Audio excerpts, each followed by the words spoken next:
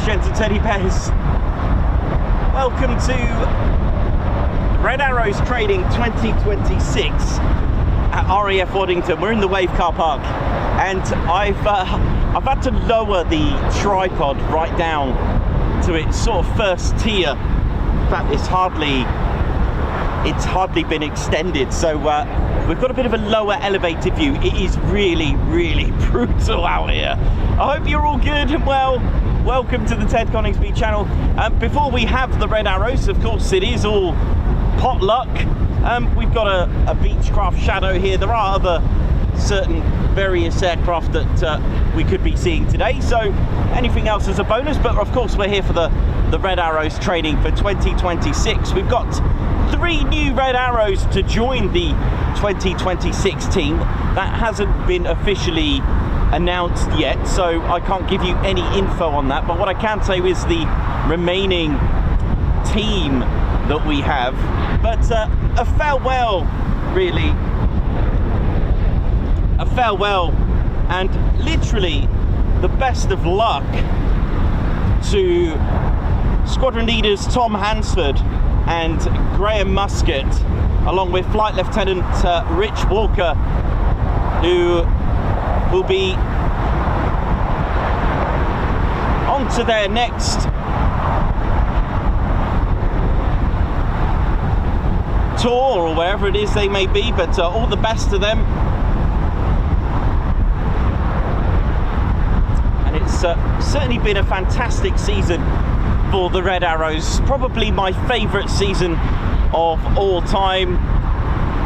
It's non-biased, just love seeing the Red Arrows really and just get better and better and better, and that's really, I guess, the idea of what they're trying to achieve: to keep the standards, fly the flag, raise public awareness, inspire publicity and future generation of our Royal Air Force crew, both men and women on the ground and in the air. Of course, it's one whole team.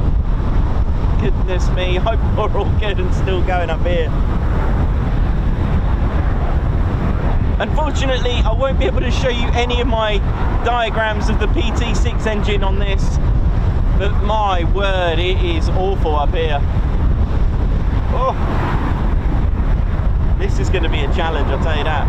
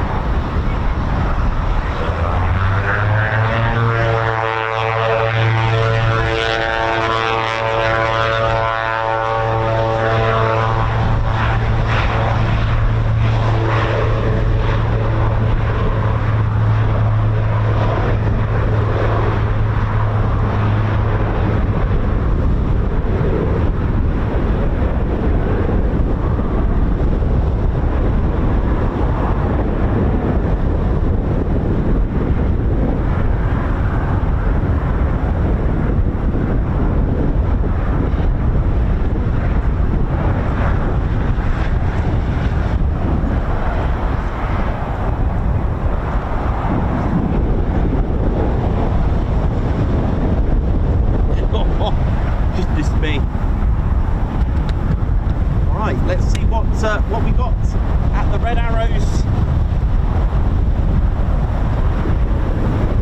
servicing platform. I can see 3 tails there. There could be more. don't know if we can see any canopies. That gives us an idea for our sorties. Oh my word, that is rough.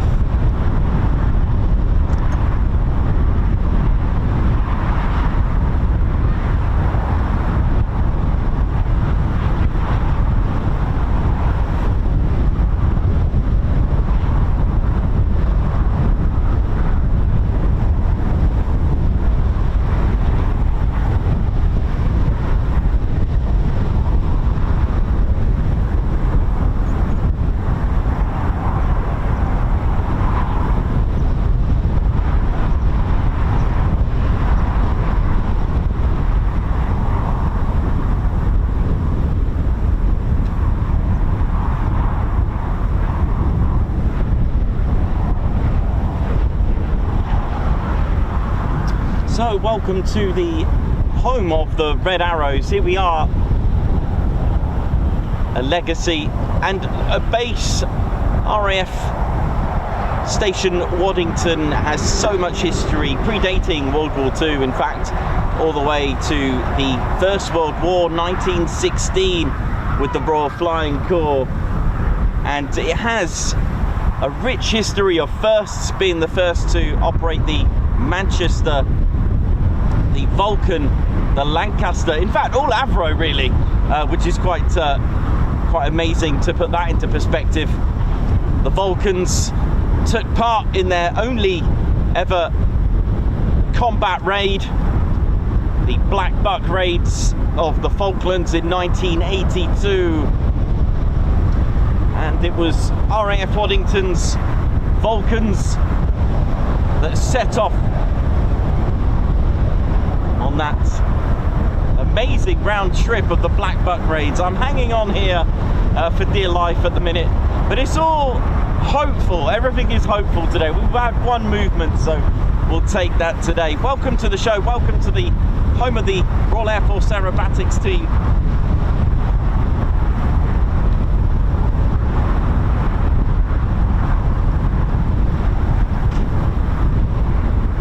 I can see a canopy up, which is a good start. Just got to work out how I'm going to film this. It is very, very windy today.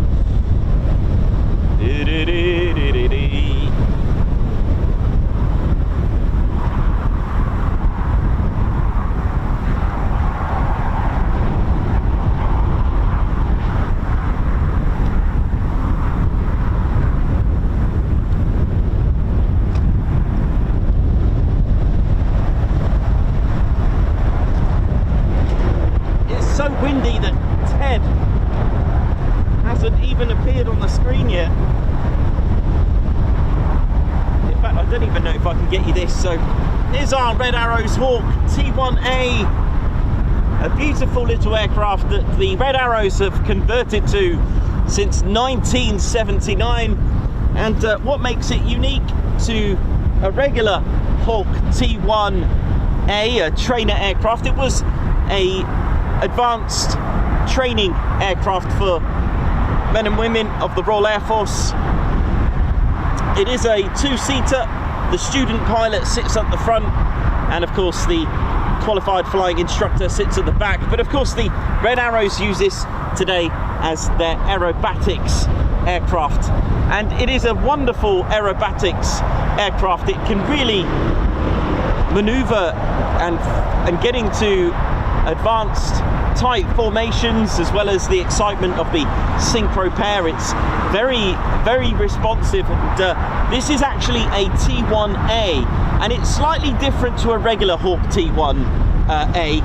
They chose the T1a because the Hawk T1a could be armed with a 30mm Aiden cannon, so you could actually have ordnance here. So the Red Arrows really use that to have their smoke pod, which will start off with the modification of the Red Arrows with the smoke pod. We might as well start. So the smoke pod really makes the Royal Air Force's displays unique, and the way they fill it is actually, there's three portholes here, which they fill, and there's nothing fancy or advanced technology when they fill the dye, which is really just poured in through pipes and almost like jerry cans, and they literally tap it and listen. They knock to see and listen to see if it's filled. The dye in there is literally just that, and the way it makes that lovely smoke. You've got about a minute of blue, a minute of red smoke, and in the middle really it's just pure diesel, and the way you get the smoke is at the back. Now, we don't often see the back. There are 3 pipes at the back. Now, it's not one pipe per colour. All 3 actually eject the same colour smoke to the pilot's choice, to Red Arrow's pilot's choice. Just bear that in mind, so a pilot can select red. All 3 pipes will come out with red smoke. Now, to control the sort of a more plumpier plume of smoke, the Red Arrows T1a has an air brake which is underneath, and it creates like a vortex, and it makes a more plumper plume of smoke. The way the smoke's created through the dye, it's mixed with diesel, and it just simply evaporates with the hot temperatures at the back, sort of around 400, 600 degrees Celsius. The other modification that makes this unique is actually inside the engine. Inside it is not supersonic for those interested, but it can do from brakes release to 400 miles per hour in 2 minutes, just under 2 minutes. It can get up to 40,000 feet, but the engine, the Ardua 151, has actually been modified to Red Arrow specification. This means they've made it more responsive. It's over 5,000 pounds of thrust in that single beautiful little engine. The idea of this Hawk, when it was developed, was literally to be a very forgiving aircraft to those that are training. It's got a wing design that's got maximum amount of lift, but it's got these special, which I've added, these little Toblerones they call them, these silver sort of Toblerone shape. There are literally like a Toblerone shape on those silver paint that I've put on there. And it's been designed to get maximum amount of lift, but to a new trainee pilot, it will let them know, it will make the pilot know that they're about, possibly they're on the limit. There's a buffer so that they don't stall. It lets them know. So it's quite an advanced little training aircraft. It is a wonderful little aircraft that I feel is quite a special one, and a household image for me since I was a child, looking at the Red Arrows displays with the wonderful Hawk T1. So there is a canopy open, so we're hoping to see some Red Arrows movement. I can just see to the left of that. Sorry about the visual today, because I've had to lower the tripod right down to its minimum because of the wind today. It's just horrendous.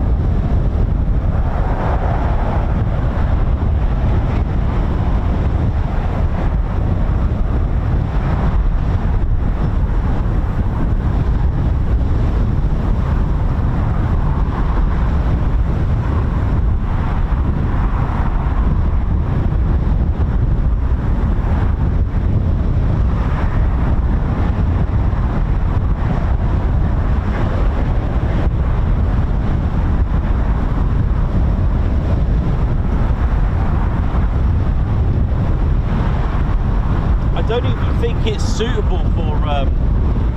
it's suitable for our squadron leader out here. It's pretty blustery. I hope it calms down a little bit later on.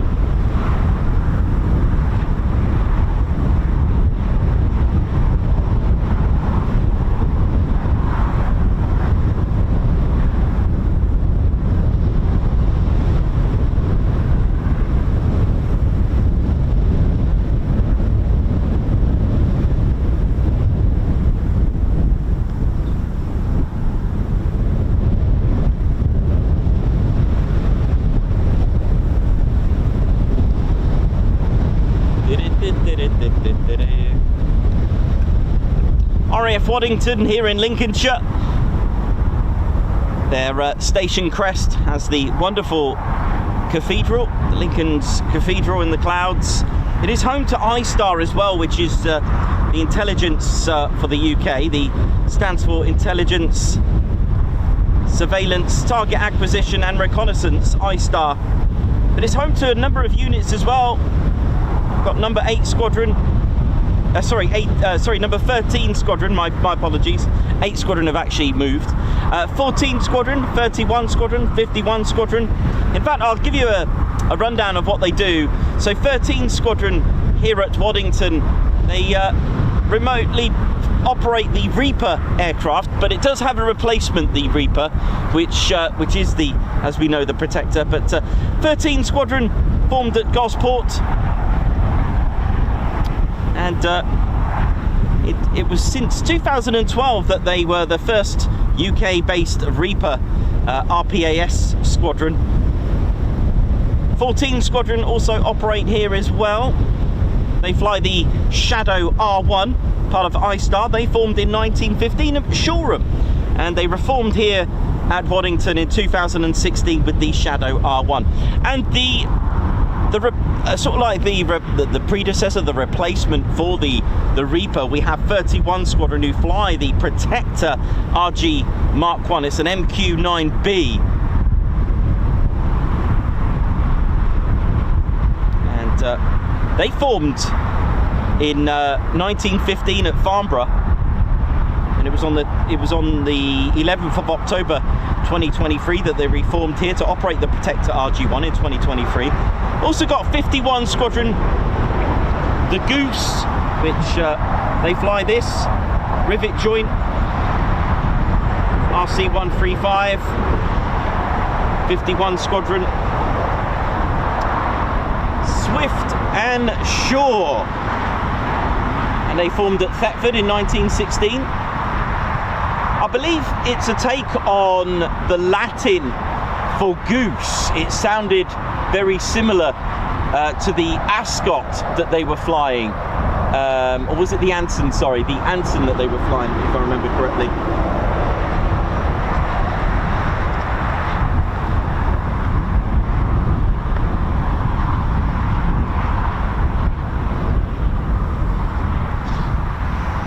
Yeah, I remember the story regarding, I think it was the Anson. Was it an Anson that were flying? It's something to do with the Latin. It's a play on words, hence the goose. 54 squadron as well operate here. Again, they're part of ISTAR. They fly the rivet joint and the Shadow R1, formed at Castle Bromwich in 1916. They are the operational conversion unit for the rivet joint, the RC135 and the Shadow R1. So just like Coningsby's 29, Marham's 207, it's number 54 who have the motto, boldness to endure anything. We've also got 56 test and evaluation squadron. So just like 41 squadron. But they are the Air Warfare Centre.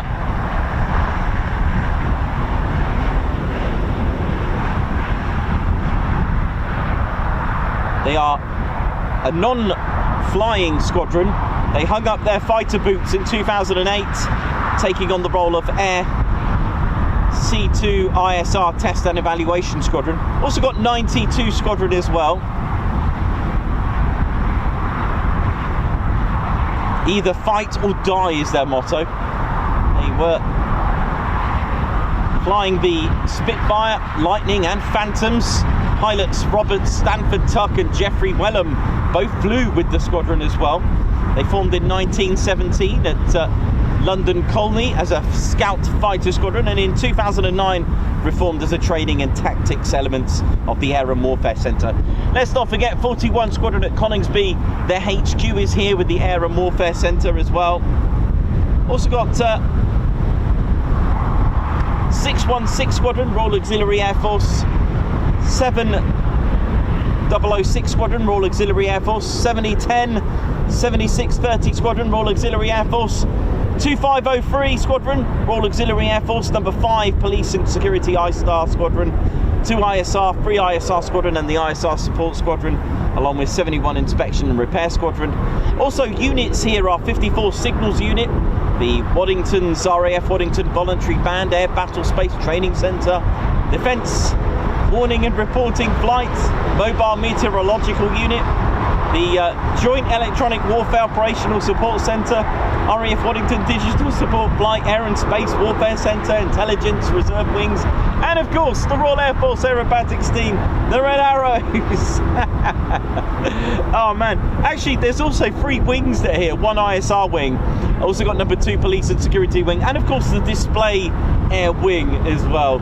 The Display Air Wing, established as early as 2023, and they're part of the Combat Air Force under number 1 group, and they basically command and control our display teams, the Red Arrows, Battle of Britain Memorial Flight, Typhoon display team, and our Falcons as well. So that's interesting to know that the wing is here for our display teams of the Royal Air Force.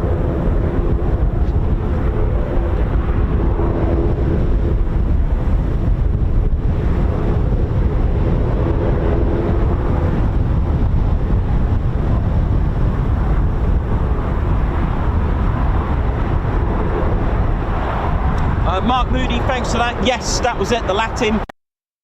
Behind the Ansons and Ansaram, yeah, that's it. And I believe they just thought goose was appropriate for the Latin for the Anson. Or goose in Latin sound like Anson, that's it. That's the one.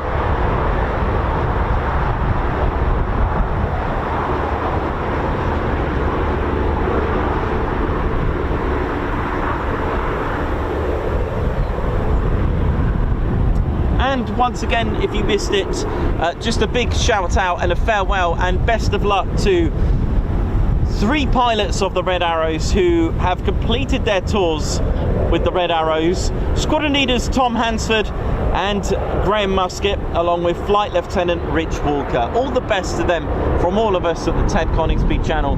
But that means we will be welcoming 3 new recruits to our Red Arrows teams.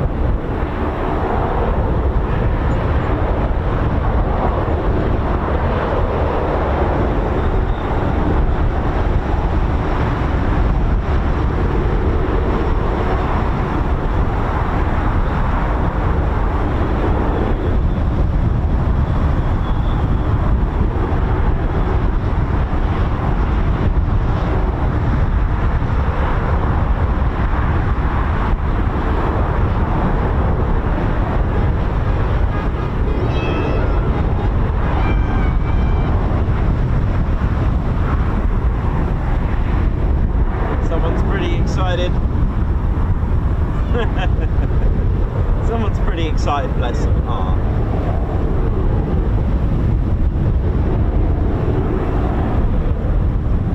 Hope we're all good, ladies, gents, teddy bears. I hope we get some Red Arrows movement, but of course it's all in the interest of safety, of course.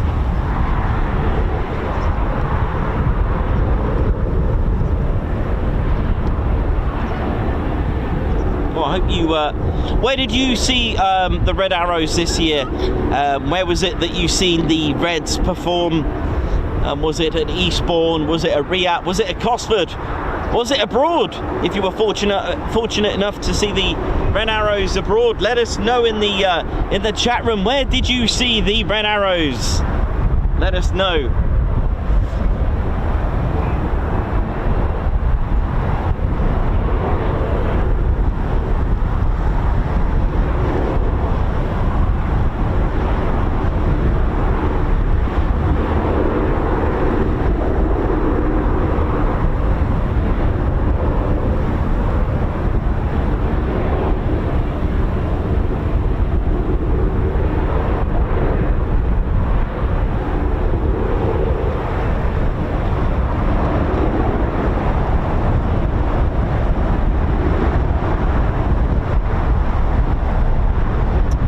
David Patrick, who said that the Red Arrows flew over his house on the edge of Dartmoor. Nice one. Joey Myers has also seen them over the house. Robo Matt seen them at Swansea, Cosford and RAFAT. Our Green saw them in Jersey. Craig from Cleethorpes Armed Forces Day. Leah from Waddington. Lovely.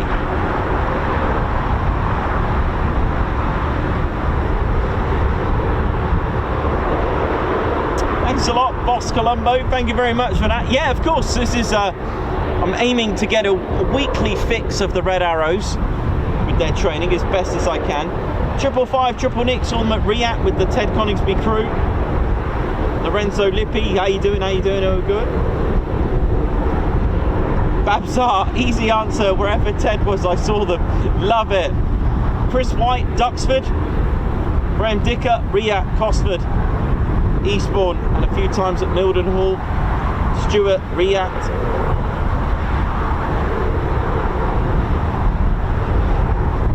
Some lovely... oh, hello, we got flashy on the Reds. Here we go.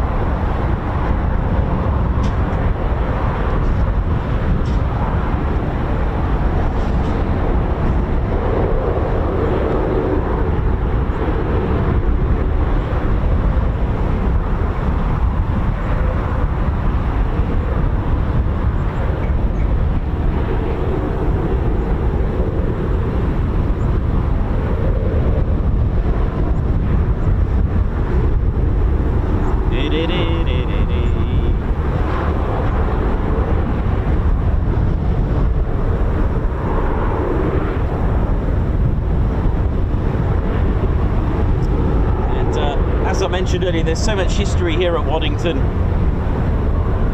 There's remnants of the... Let me just stand up a minute as the wind just calms down just a little bit, if I may. There's remnants of the original base. There's the hard stand, the pancakes, and it goes on and on and on. The original base over there, and a little secret for you over there, where the fire knots, Links and Knots fire and crew are. Over there was a very secret operation over there. It's declassified now, so I can't tell you. It's where they captured the anti-aircraft, the Oerlikon and the Swiss radar that was captured during the Falklands, for those interested. And that's where they took it, and they were basically dismantling it and having a look at it. And it formed 2729 RAF Regiment, who basically had a look at the Swiss Sky Guard and the Oerlikon radar captured from the Falklands, and the anti-aircraft weaponry that the Argentines had. Here we go.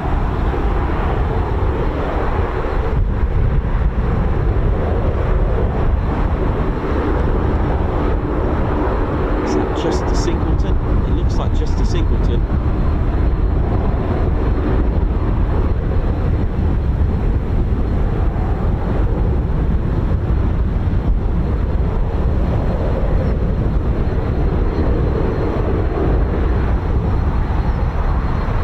They will train. Now, if you're new to this, you're going to be wondering, why are 9 not flying? It's a very common question, and this is the way you put the world's greatest aerobatics team display together. You build it up, you learn each sequence, whether you are a singleton, Sig-Pro pair, the Enid 5, Hannah 4, whether you're a 7, 8 or 9, they just keep practicing over and over again each particular sequence. They could do up to maybe 3 to 4 sorties a day sometimes just a couple of sorties, but they will train like this in sections till sort of December, January time. They put all 9 together and put it all together.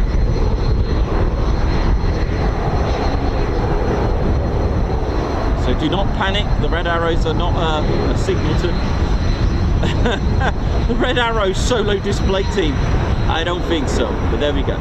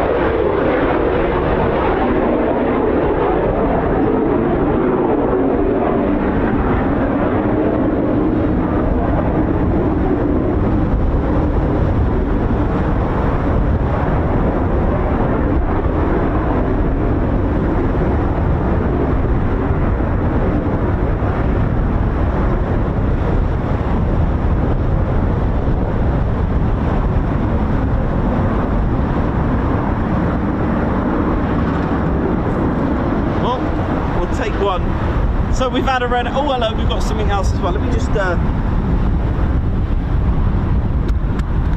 I'll do my best. I don't know if I can zoom in like I normally do, but I'll do my best. Goodness me.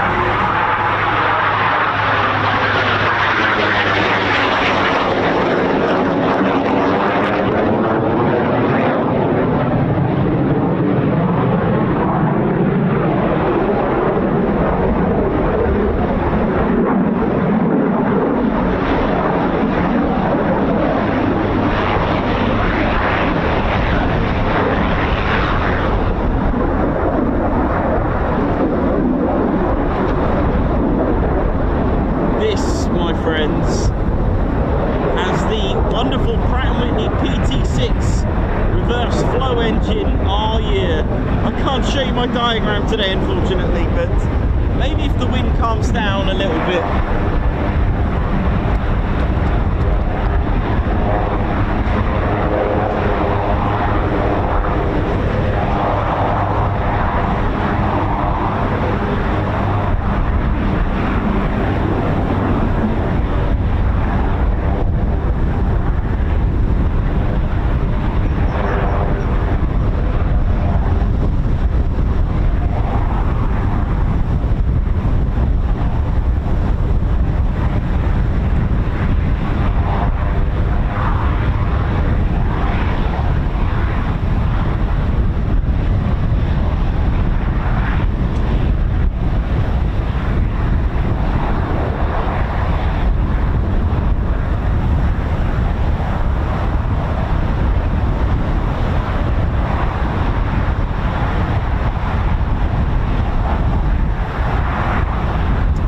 Now the call sign is Red Arrow, so that's probably a genuine Red Arrow pilot,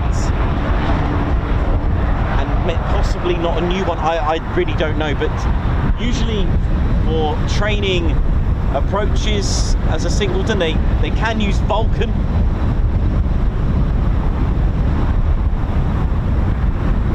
Looked like they had a Red Arrow's helmet on as well, actually.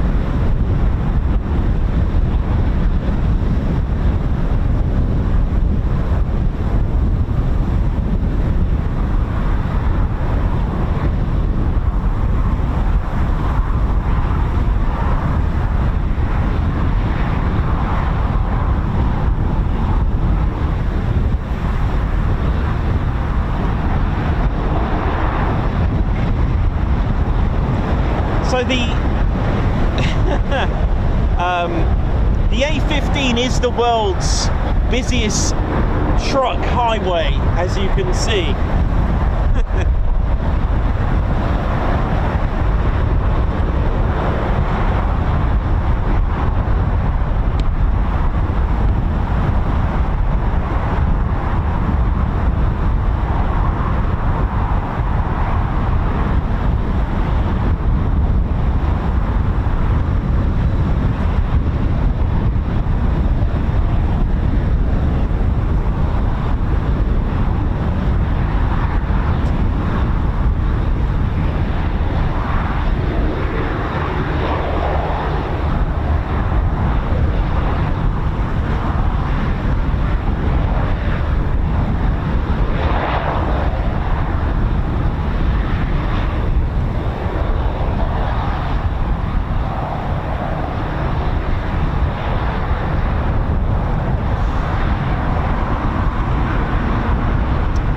Doing some jet washing. Look at this.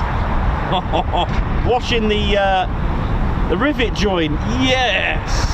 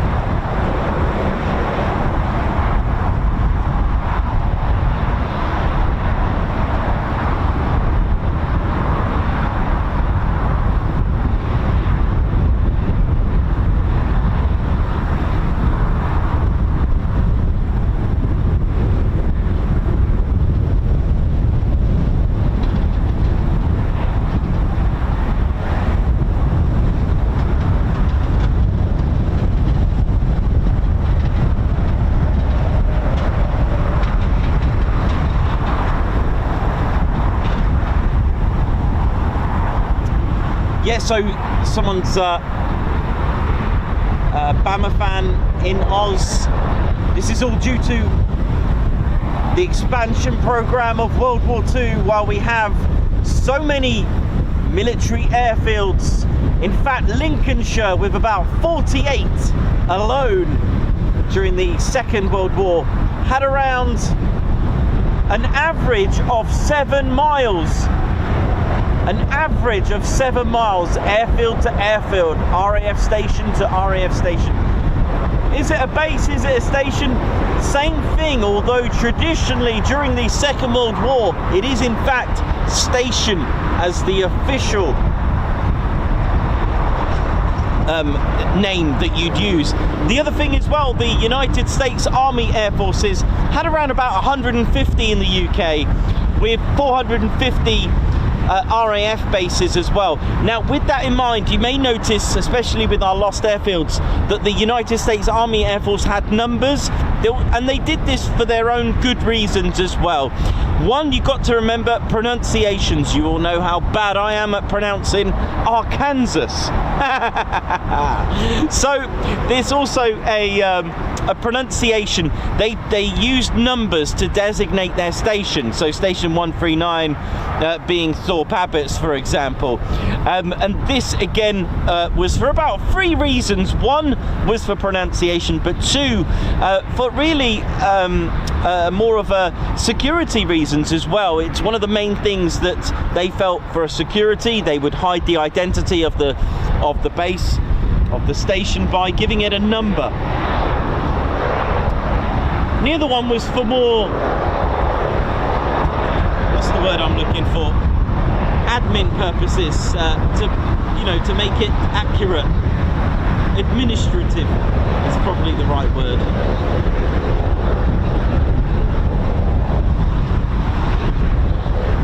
There's the exhaust. Look at these on the PT6 engine. Look at those exhausts. So the engine is actually reverse. It's at the back. But I would love to show you my diagram, but I'm not sure I can today, sadly. The pages might end up in the field next door. Speaking of the fields around where we are, please, if you are new to this, don't go in the fields. It's private property.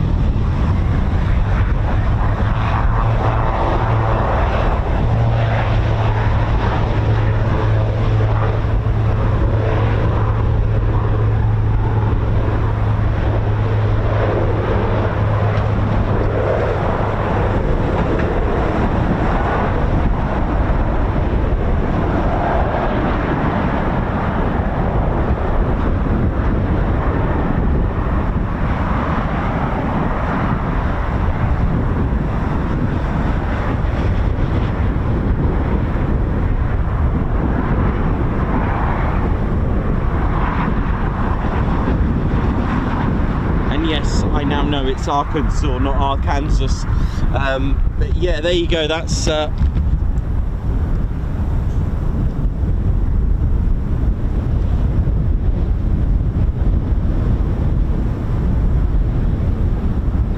there's another canopy open there, which is a good sign.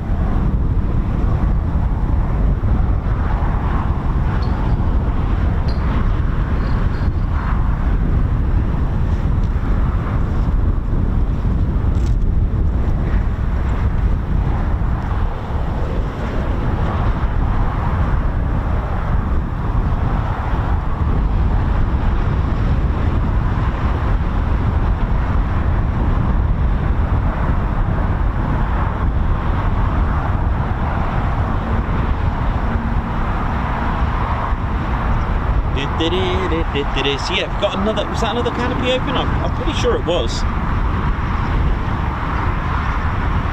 Oh, maybe it was wishful thinking, huh? My eyes just. Oh, hello. There you go. It looked like it just shut. Here we go. Another Red Arrow about to depart very shortly as well.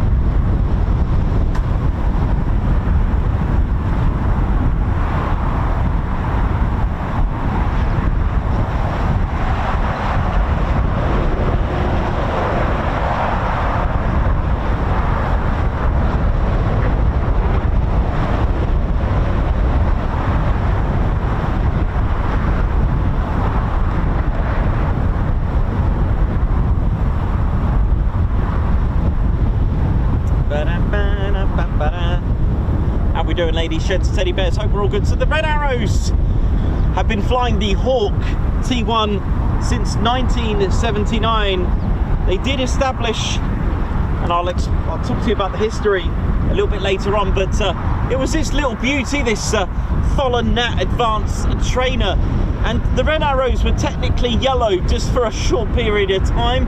Yellow was quite common for training aircraft, as they had so many they had so much of the yellow paint left over from training aircraft, and also for test aircraft.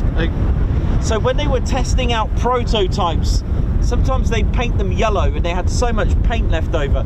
But of course the Red Arrows wouldn't be the name, and I'll talk to you about the Fallen Nat and how they changed and how they formed and how they ended up being called the Red Arrows, because it's a lovely history that we'd like to go into detail with.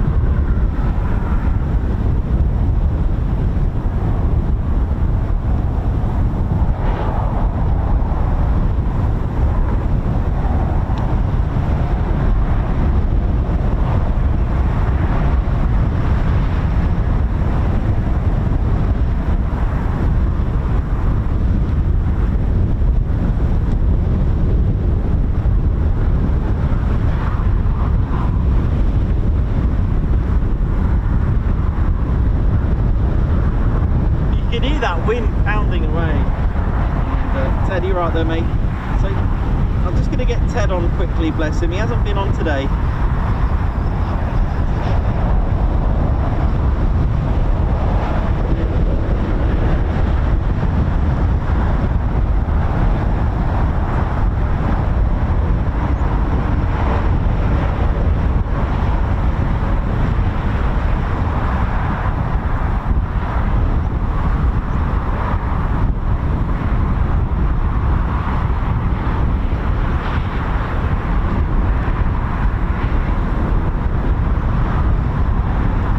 A no beret day today, but it's our squadron leader Ted Coningsby, who's he's got a lovely little scarf and his poppy there with the Spitfire. And again, RAF Waddington was a station designated to Bomber Command. There were no Spitfires or Hurricanes here.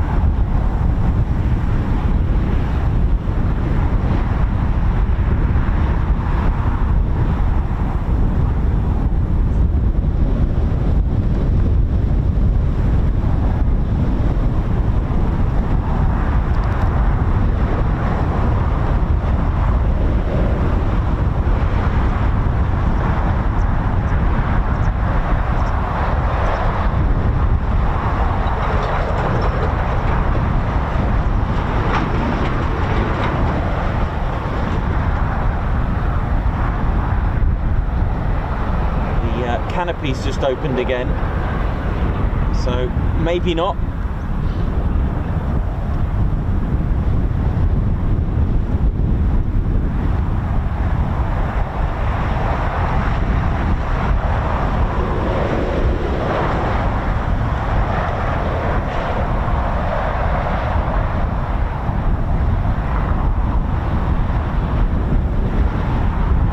So the current training aircraft equivalent to this is the Hawk T2.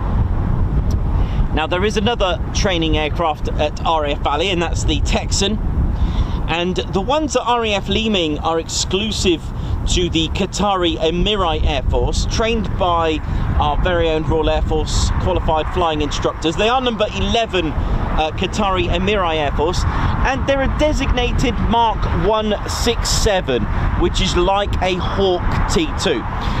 These are the original Hawk T1s, and to be exact, these Red Arrows are Hawk T1a. We used to have with 100 Squadron at RAF Leeming the Hawk T1, again painted black for training, but they were no longer. I can't remember when they retired. Was it in 2022? Was it 2022 that they retired, number 100?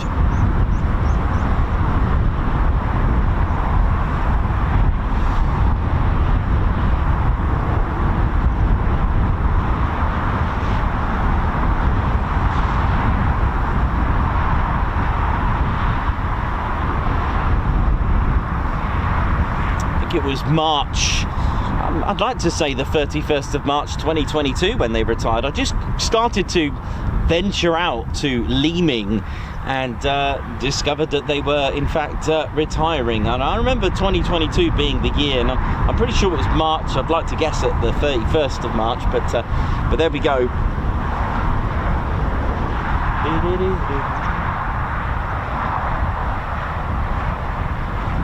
Thanks a lot to Alan Q, Charlie Bravo, Captain A, Chris White, Bama Fan in Oz, Margot, AD Causa, Ollie, Andrew Farley, Graham, Boss Colombo, Leah, Ollie, Andrew, Mark Moody, how you doing?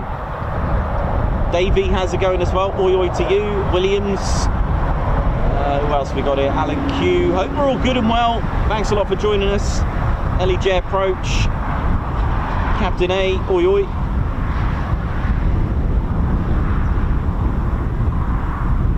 Debbie Solkin, how you doing? The Bat of Purple, oi oi.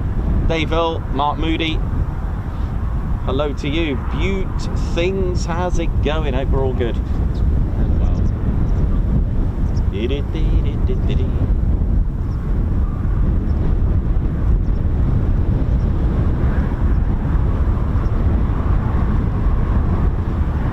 So when we come here, it is potluck, okay? So we're going to get days like this where there's just one or two, and we could get days where there's all sorts going on. So just stay with it.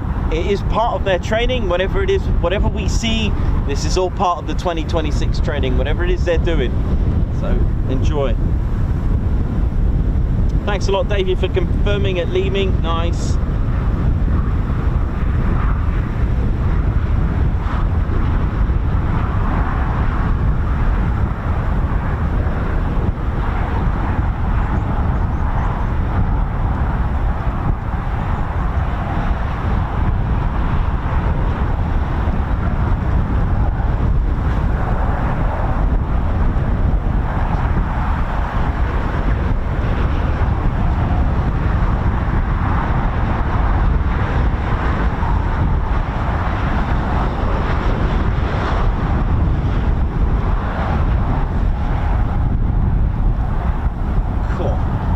Ladies, sheds and teddy bears, hope we're all good and well. I'll just try and spin this round a minute. I'll get that onto me.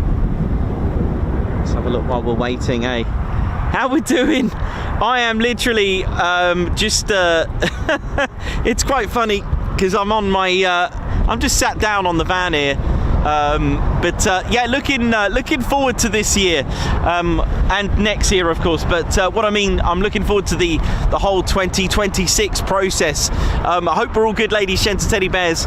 Welcome to the home of the Royal Air Force Aerobatics team. And for those that don't know a little bit of the history or the whole point of formation flying, it's been around since literally aviation itself. Even on the battlefield, the importance of flying in formation has been taking place since World War I, and tactics evolving, a great way to get many aircraft through the clouds as well, because sometimes rough weather could be a challenge to get multiples of aircraft through.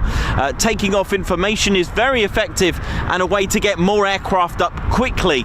And once airborne, for example, if you were the B-17s, for example, flying in formations, you only have to think of the name to understand how many guns are on those things, and for example could cause an issue for any attacking fighters. Simply just multiply the machine guns facing at you from a formation, let's say, of about 21 B-17s. I mean, if you imagine those guns being water jets, then realistically it'll be impossible not to get wet. But then, as you know, as I've explained in a lot of our streams, the Luftwaffe then realized the weakest point it could would be the front, and it was the front. And I've showed you a diagram of not only how dangerous it was for an attacking fighter to go head on, but to actually modify the tactics and modify and adjust the guns to be accurate to 400 meters as opposed to the original 200 meters, because as I've mentioned, 450 miles per hour as a combined speed, B-17 at 200, 250 of a Luftwaffe aircraft, or whichever maths you want to go, even 100, let's go 180 for the B-17 and 270, but a combined speed means that in 1 mile they would collide in 8 seconds. Think about that. And at 200 meters, it is 200 meters per second, that speed. If you do kilometers, it's just under, I think just under 4 seconds. Ouch! That you have not got a lot of time, man. So they adjusted the, basically what I'm saying is the Luftwaffe pilot would have only had 1 second to fire, but then not really, because they would have collided, because it was accurate at 200 meters. So they adjusted it at 400 meters so that the Messerschmitt or 109, whichever, 190 can fire at 400, and on that 1 second to dive down in a split S. But that's another story. So from the very first air show at Reims, I'm going back to air shows now, from the very first air show at Reims and in France in 1909 to the RAF pageant as well with 32 Squadron, which was held in 1920. The history of formation flying and aircrew is over, what, 116 years or so, and even in 1925 the pageant became known as the RAF Force display, held at RAF Hendon. And you know, you got to think of the first stage in 1920 and the last of it actually in 1937 of that type, because of course the interwar period saw a diminished, it had a major impact on air shows. But in the following year there was the Munich crisis, the rearmament and the gathering of the war clouds, and of course you've got to understand that aerial combat formation flying probably helped, all these air shows actually probably helped the future comings, because the formation flying and aerobatics probably helped pilots understand more into the actual aerial combat side of things. During 1920, a display of 5 Sopwith Snipe fighters from the Central Flying School looped in a roll in formation, and they also flew inverted. 1926, 9 Siskin fighters of 41 Squadron performed aerobatics as well, and they even formed to changes in music. So if you thought that this was a new modern thing with music, 1926, 41 Squadron, there you go. And in 1936 there were 3 Gloucester Gauntlet biplanes as well of 19 Squadron performed as well, close formation with a cord. I know, unthinkable. And 1938 it was briefly known as Air Empire Day, and biplanes again performed to music. The Hendon Air Show displays were during the interwar period, were actually quite a huge success as well. But of course, as we got to 37, 38, it was time to really think about rearming. And if we move on after the war, in 1947, de Havilland Vampires took to the sky to make it the first jet aircraft to be used as a fast jet display team, and that was at RAF Odium. They were called the Black Knights, and this is one of 2 that I found. It could be why our Royal Air Force display teams, with the exception of the Red Arrows, they wear a black suit once they pass and get their public display authorization. But these came from RAF Odium, the Vampires, and then various teams flew the Vampire as well. 72 Squadron flew in a team of 7. 54 Squadron started to use smoke trails. So you can see the evolution building up, and then finally the Gloucester Meteor took over from the Vampire. And in the 50s it was time for the Hawker Hunter to take to the skies. And it was Treble 1 Squadron who took to the skies, and they started to perform record breakings, because many of the aerobatics teams started to form in 1958, and the Black Arrows formed in a loop as well, and a barrel roll of 22 Hunters, a world record for the greatest number of aircraft looped in formation at that time.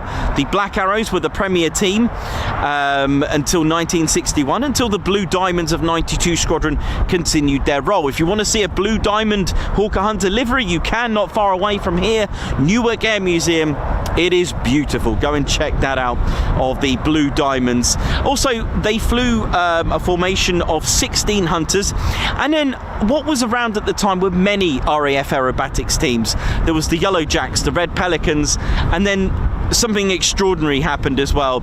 English Electric Lightnings in formation. I mean, can you just imagine that?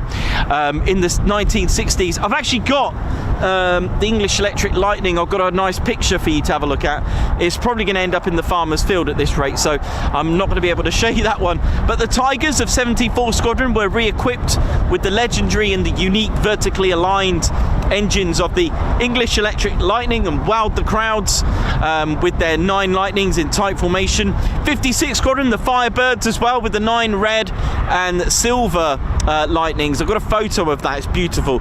But again, there was a decision made. It wasn't to last. I think it was 1964 that they decided that they couldn't justify having fighter jets. Look, at the end of the day, we're not the biggest air force in the world, and you've got to remember, and for those that are new, you're going to see how hard the teams work here, and that's not even seeing the 150 personnel on the ground, the engineers, technicians. Just imagine taking away 150 engineers, technicians, all the crew from a frontline role, take away frontline aircraft, take away frontline pilots. You have then got yourself a bit of a problem. You know, giving them 3 seasons is amazing. And to the Red Arrows, you're going to see how hard they work. 3 sorties, Monday to Friday, and then there's all the other stuff that we don't see. The amount of time and effort. And let's face it, the English Electric Lightning did guzzle a lot of fuel.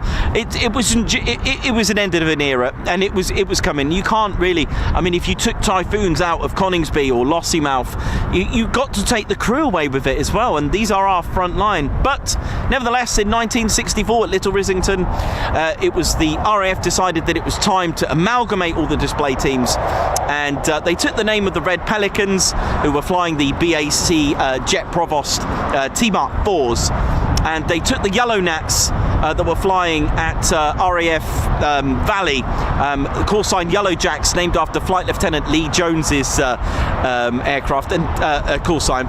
And they took the Arrows after the Black Arrows, and they took the red colour scheme in the end, and there's a reason for that, by the way. And then that's how they became the Red Arrows. They amalgamated all the names.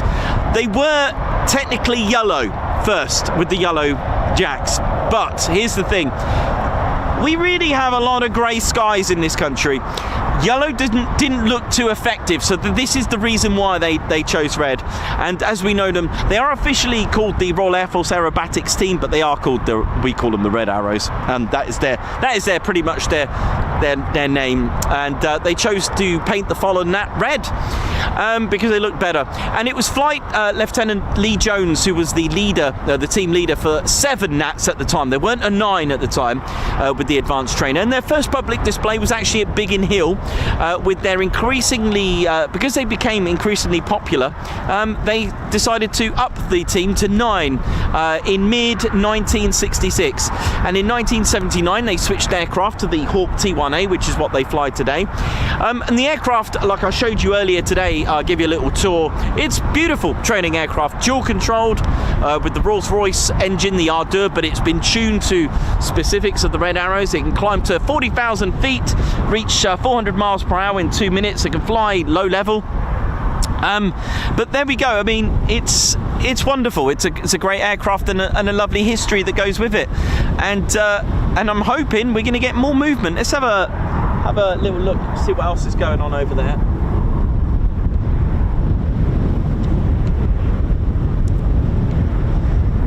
Got a bit of jet washing over. Oh yeah, let's have a little look at this there now. Oh man, that wind is it's not helping. It's blowing. Oh no. Oh dear.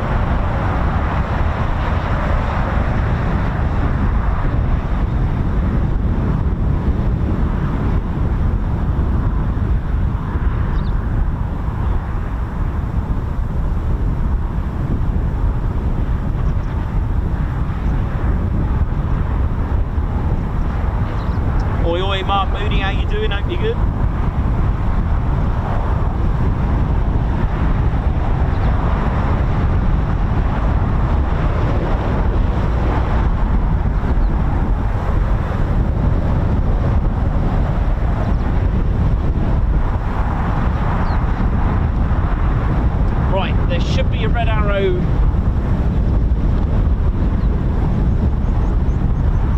inbound any second now. I'm just having a look to my right. Have I got this correct?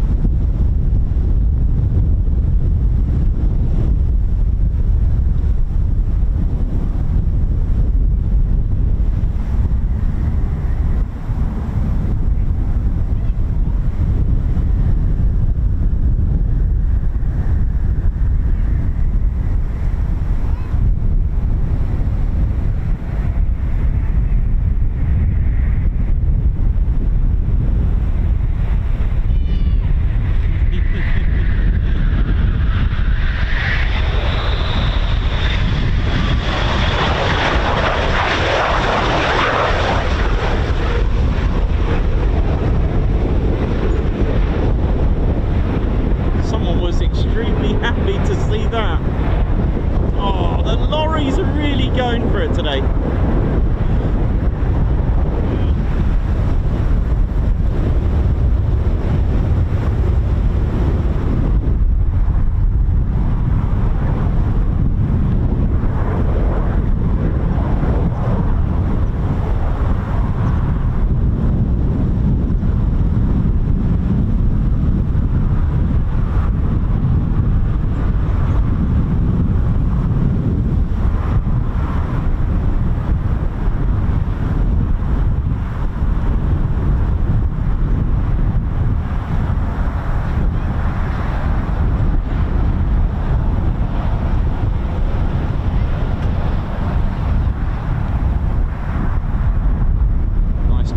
Here, look at this. Oh gosh, it's so windy. I do apologise.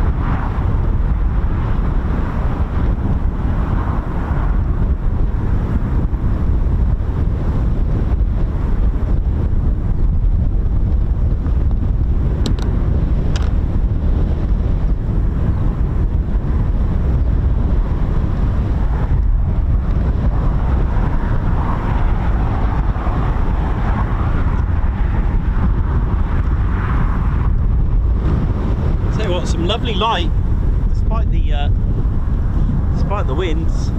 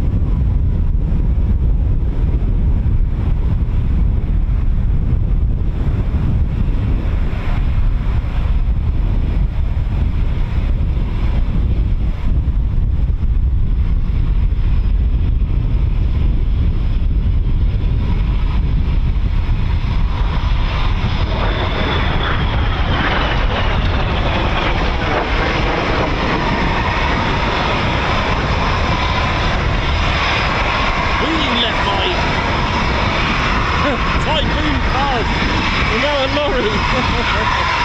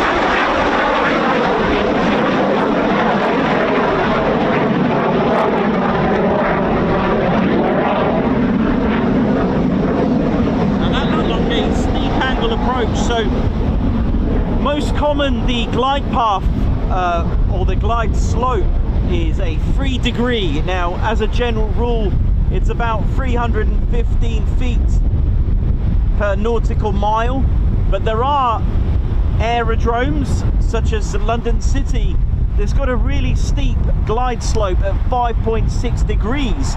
May not sound a lot, but it is extreme. And the reasons behind the different glide slopes is to do with there could be buildings, mountainous areas, etc., and there could be areas where they need to keep the noise down or whatever. So the Red Arrows aren't always going to be performing and landing at aerodromes, or if they need to make an emergency land for whichever reason or divert due to weather, they need to be able to practice steep approaches, which that looked like one of them.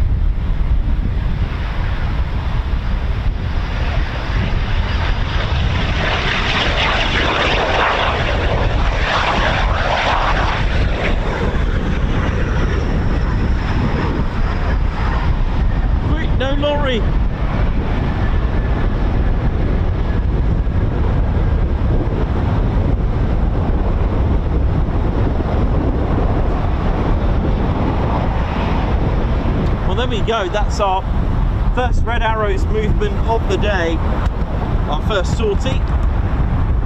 Some approaches there.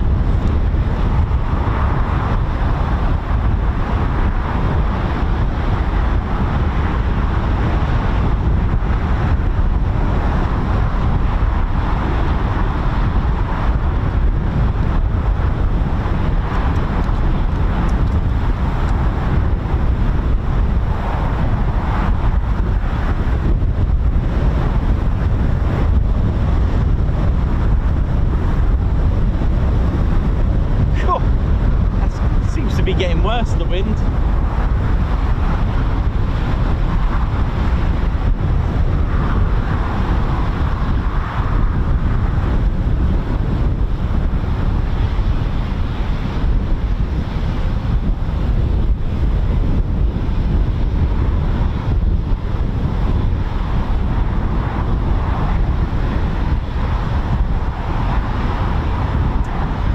Alan Gates, how you doing? Hope you're good.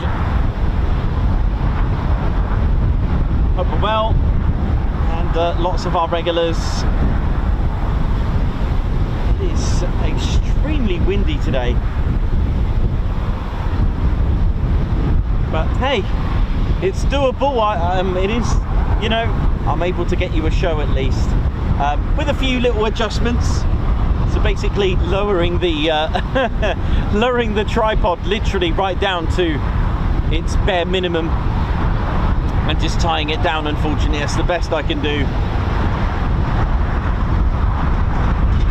So our first sortie is a singleton, practicing a few approaches. I mean, we've had movements today from the Beechcraft Shadow and a lovely surprise from the Typhoon at TED HQ.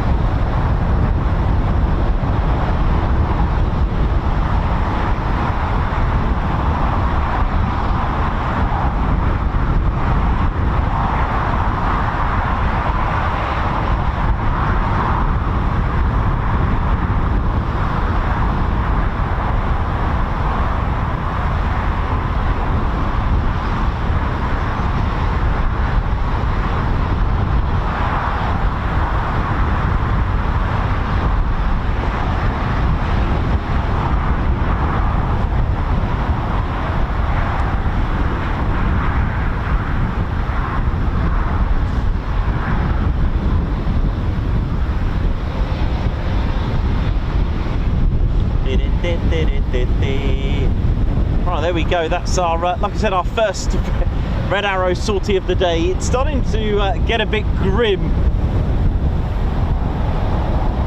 I might just go and grab a quick cup of tea while I can. But I'll try not to get blown away. I'll be back in a moment. And again, once again, thank you so much for all of you who have tuned in. Don't forget to hit the like button.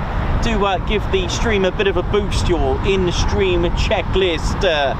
Hit the like button. You've been cleared for a smoke on go on the like button. And don't forget to subscribe to your one and only Ted Coningsby channel. It really does help. The more subscribers, the more of you that tune in and watch and like, then our channel will go even further. And if you don't want to miss out, notification bell button, hit that, set it to all. And don't forget to treat yourself. It is coming up to Christmas. Treat yourself, someone else. tedconingsby.co.uk for the latest and greatest merch. And to let you know, we have new lines on the first week of December. Look out for them. Cup of tea, Ted. Let's go, mate. Oh my word.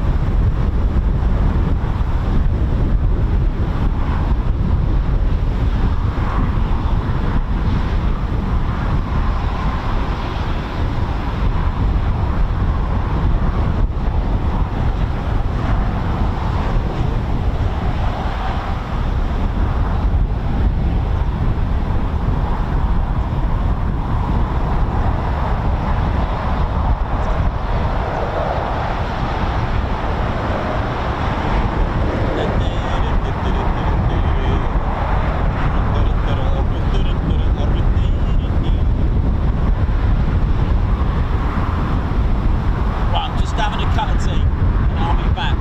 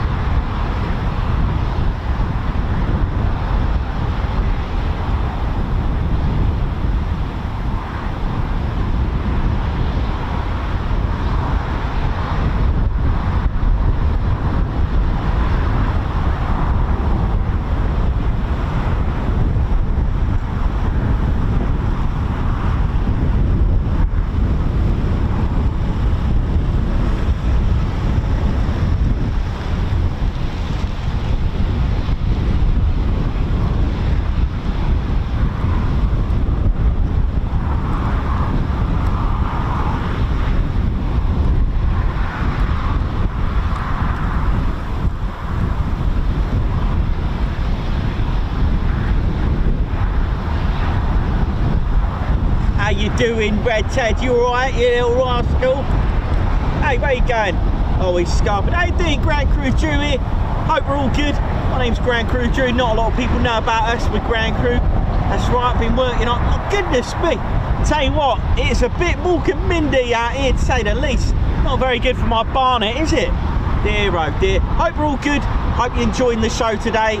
And I've been treated today to work with the Red Arrows ground crew today. I've been working with the Blues today, working on the die team actually. I've been getting me jazz bands and longers and lingers a little bit, you know, a little bit mucky here with the die.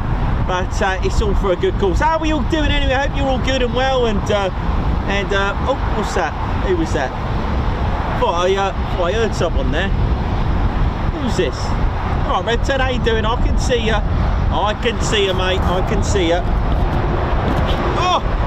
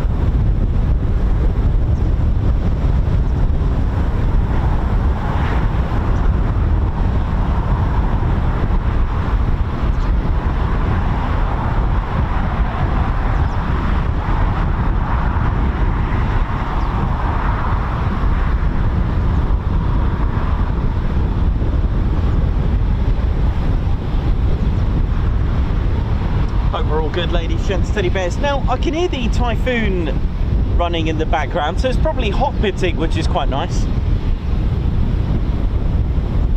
Be good to get a PTO, wouldn't it? Oh yeah, that'd be good.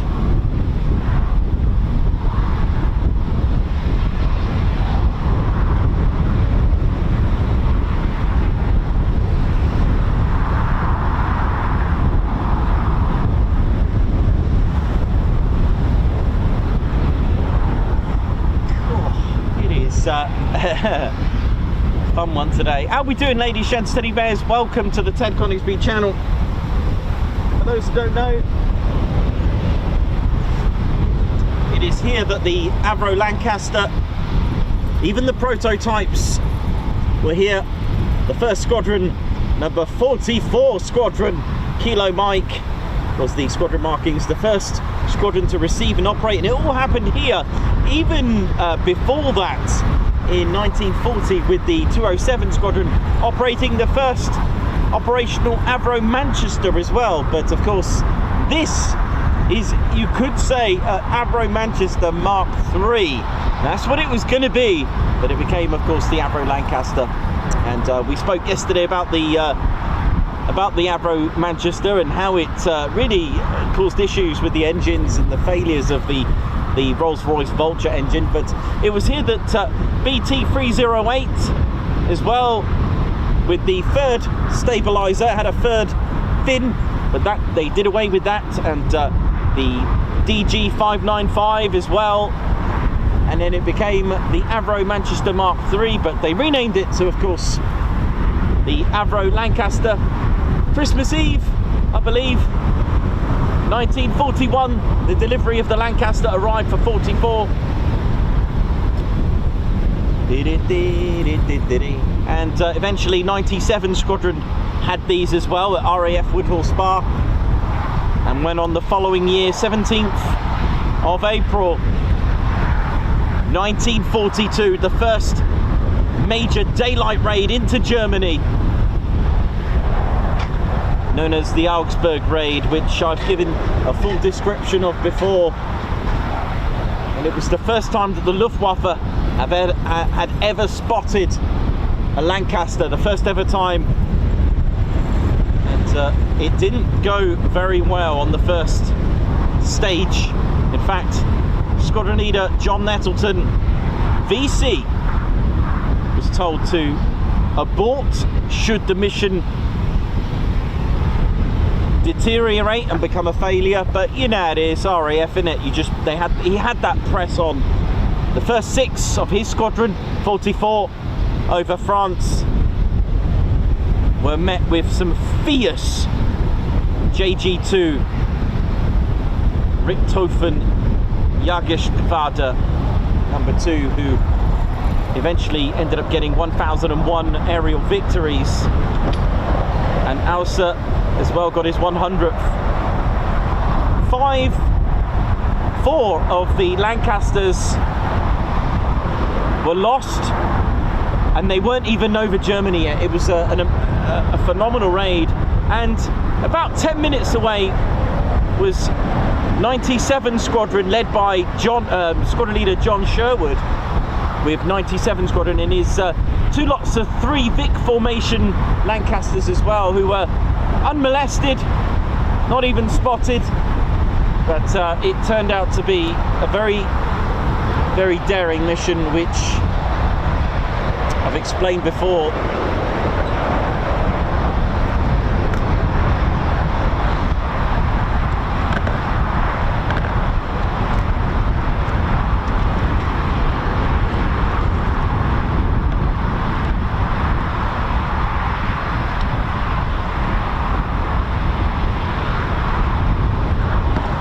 Now, I would carry on, but that Typhoon is taxiing. Hang on. Here we go. Hang on a minute. Where are you going?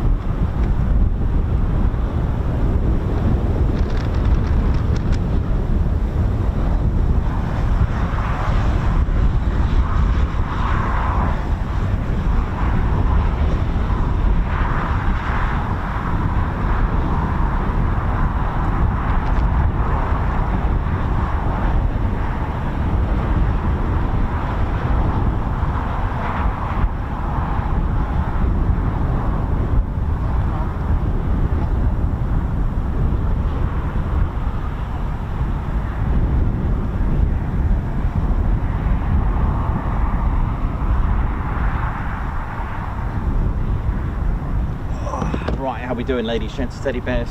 I hope this wind just calms down just for a few moments. It'll just give us a bit of peace. That would be nice, but maybe a bit too much to ask. But we'll do our best. So yeah, as I was mentioning earlier about the Augsburg raid, the raid which was met, and it was the first time that the Luftwaffe had ever seen the Lancasters. It was the first time they'd ever seen them. But the whole point of the Augsburg raid was literally to take out something that was becoming an absolute issue. The Battle of Atlantic, something that's been going on for an extremely long time. That was the main reasons behind the Augsburg raid, was the German U-boats that were causing havoc, starving Britain. Again, being an island is a defence, but it can also be used like a castle being under siege. And it was a threat to Britain. And it was very obvious that taking down the merchant ships could really cause havoc to the people of Britain, and it was causing a lot of issues during that time. And the U-boats literally were the threat to Britain. And if you've ever had a look at the castles being under siege, it was one way to starve it. And literally, again, one of the plans to do that was to use the U-boats to take out our supplies. How are we doing, ladies, gents, teddy bears? Very, very windy out here. Very windy, extremely bad, but doing my best up here, you know, just doing what I can to give you a show. Good job I sleeked back the hair, because there's no point having it spiky at the moment. But yeah, the Augsburg raid was really something that was becoming a major issue, devastating and very, you know, terminating our supplies here in Britain, you know, from steel, food, fuel. And they sank, I think the Germans sank around about 500 of merchant ships. And the mission really behind the Augsburg raid was to try to bomb the very factories that was building the engines. Now, before the Lancaster, you got to think what we had. We had aging Blenheims. Hamdens weren't really going to cut that out. I mean, we're talking about a raid daylight into Germany. It was quite unthinkable in some ways. Manchester's completely unreliable, could not use them. We did have Sterlings, but the idea behind probably not using the Sterlings, probably due to their low service ceiling, maybe. I'm not really sure, because at the end of the day, this was a low-level raid.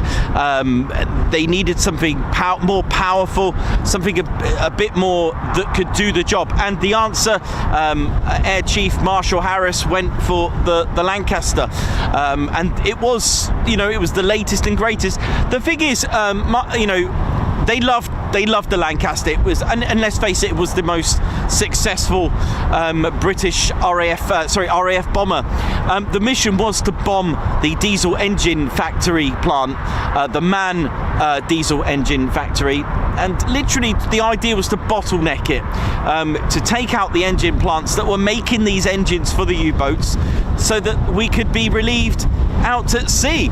And Spitfires and Hurricanes, you couldn't send fighters out there to do it. Battleships, you know, at the end of the day, could they have just managed by taking out the U-boats? Well, it's a bit of a, you know, that hence the Battle of Atlantic. Hamdens, no. Manchester's, no. Sterlings with full payload didn't really have the ability to probably do that, so it was given to the Lancaster.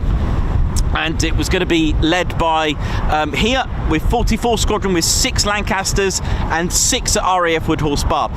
44 Squadron were going to be the lead flight, and it was going to be led by Squadron Leader John Nettleton, who got awarded a Victoria Cross for this. 97 Squadron at Woodhall was going to be led by Squadron Leader John Sherwood. and it was going to be here that they were going to decide to take on the attacks. Now, we're talking about there was a spare. They did have an air spare. So if you hear stories that there was 7 from here and 7, that one Lancaster was most likely a spare. Now, when they received their Lancaster, they early in January. Although they did receive it, I hear, from Christmas Eve. But early on, they were training low level. They were really training to get to grips with learning about this secret mission. Now, I say secret and learning. The crew were not told about this, and this is quite common. Pilots, navigators, all crew of all squadrons weren't usually told what they were going to do. The reason behind this is for absolute top secrecy, because if one says one thing to someone, it could foil the whole operation. It was done that way for secrecy, because on the morning, very early morning, early hours, when they were briefed, they all went in the briefing room. We've all seen, unless you've seen photos, you would have seen like old videos of airmen in those huts with curtains, huge curtains at the back, hiding the map that was going to uncover their mission. They sat down, and I kid you not, all the sources that I read when they went in the briefing room, I need to go to Woodhall Spa and show you possibly the very room it was done. This building had it. You would have had, these really smart looking RAF bomber pilots and crew, navigators, the lot sat there smoking, and then the curtains unveiled. And I kid you not, the sources suggest that they laughed. Yes, they laughed, because it was a daylight raid into Germany. It was unheard of. There was this laugh. When someone tells you something and you think it's actually a joke, but it's actually real? It was that kind of laugh. It's like, oh, this is real. It was absolute sworn to secrecy. And prior to that, they were practicing low-level, treetop height Lancasters. And don't forget, this was the first daylight raid into Germany, because the Bomber Command, the RAF, and with the backing of Winston Churchill, they believed that the 4-engine bomber, the Lancaster, could do it. It had guns for defence, and they believed it could do it. However, a very different story emerged. Now, let me just turn this round so you can get an idea of what actually happened. Now, I haven't got any CGI graphics, but what I do have is our Lancaster. So the markings, the lead marking was Kilo Mike, KM, for 44 Squadron, and it was B. Baker that would lead the flight. That's right. And they took off in formation in sets of 3, which was called a Vic formation. So there's 6 here and 6 with Squadron Leader John Sherwood with his flight. Now, there was a rendezvous point for the aircraft to meet up at Selsby Hill on the English Channel, and they did actually have a diversion raid as well, not to spook this particular raid. What they did on that day of the raid, they set, I think it was 100 Spitfires with some Bostons to do a raid over France, and the idea was to make the Germans think that this was a genuine raid. It actually stirred up a hornet's nest, literally, because what they did, they actually discovered the 6 Lancasters to the horror of the crew, but they weren't confident. And the diversion decoy raid with the Boston Bombers and the 100 Spitfires really didn't work out. And I'll tell you the next stage what happened. And the 12 Lancasters went on, and out of Treckerville, home of the Richthofen Jagdgeschwader No. 2 over Everoo, they stirred up the hornet's nest, and No. 2 Richthofen were the aces, the top guns of the German fighters, and it was the first time they'd ever seen a Lancaster bomber. And I've got a 109 and 190 here to give you an idea of just what happened. Now these were elite pilots of JG2. They weren't to be messed with, and it didn't go very well on the first leg of it. They were flying 190s. I'm just going to get my 190 now. Now, at first, the BF 109s, the ME 109s, they when this was the first time they ever encountered, so they did a couple of little sort of, you know, like, oh, what's this? This is a new bomber. It was like I said, it was the first time. We're talking about 1942. They haven't seen this bomber before. They're like, what is going on here? But it didn't take long for them to just start attacking, because they ended up getting their 1001th aerial victory and 100th victory to Osawa. I think that's how you pronounce it. He was like their top gun ace. And for the actual JG2, they got their 1001st victory of the squadron here. The well-armed Lancasters were literally no match for the 109. The 109s had 20mm cannons, and they could fire, you know, from a good 400 meters. And Lancs only had, like, you know, a range of 300 to 400 meters with their little 7mm. But Nettleton's 6 Lancasters were spotted. Beckett's KM-V Victor was the first loss. His Lanc was hit to the engines, causing flames and fire, which spread to the fuselage, and the Lancaster fell to earth.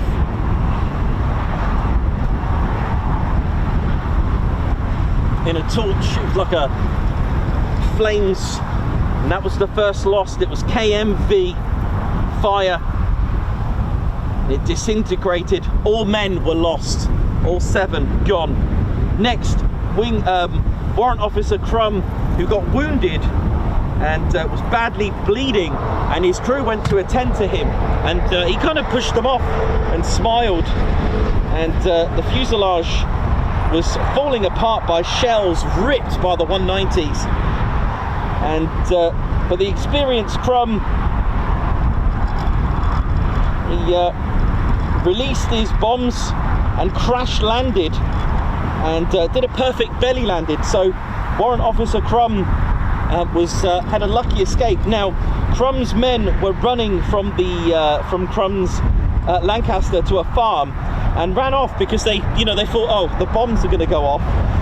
But luckily he got rid of them. But it was Sanford's Lancaster that actually was shot down, and that was loss number 3, and it exploded near the crew of Crum's, who managed to run out of the second Lancaster that was lost. And this was the JG2's 1000th victory, and that was courtesy of the loss on the crew of Sanford's Lancaster. Then 2 109s spotted. The other went to attack the 4th Lancaster. They closed in on Dusty Rhodes' Lancaster, and his guns were jammed on his Lancaster, and eventually they turned into a ball of flames, fell to the ground. 4 Lancasters gone. Now, Squadron Leader Nettleton had just 2 Lancasters left. Here's one, and Garwood. And, oh, sorry, I'm just trying to hang on.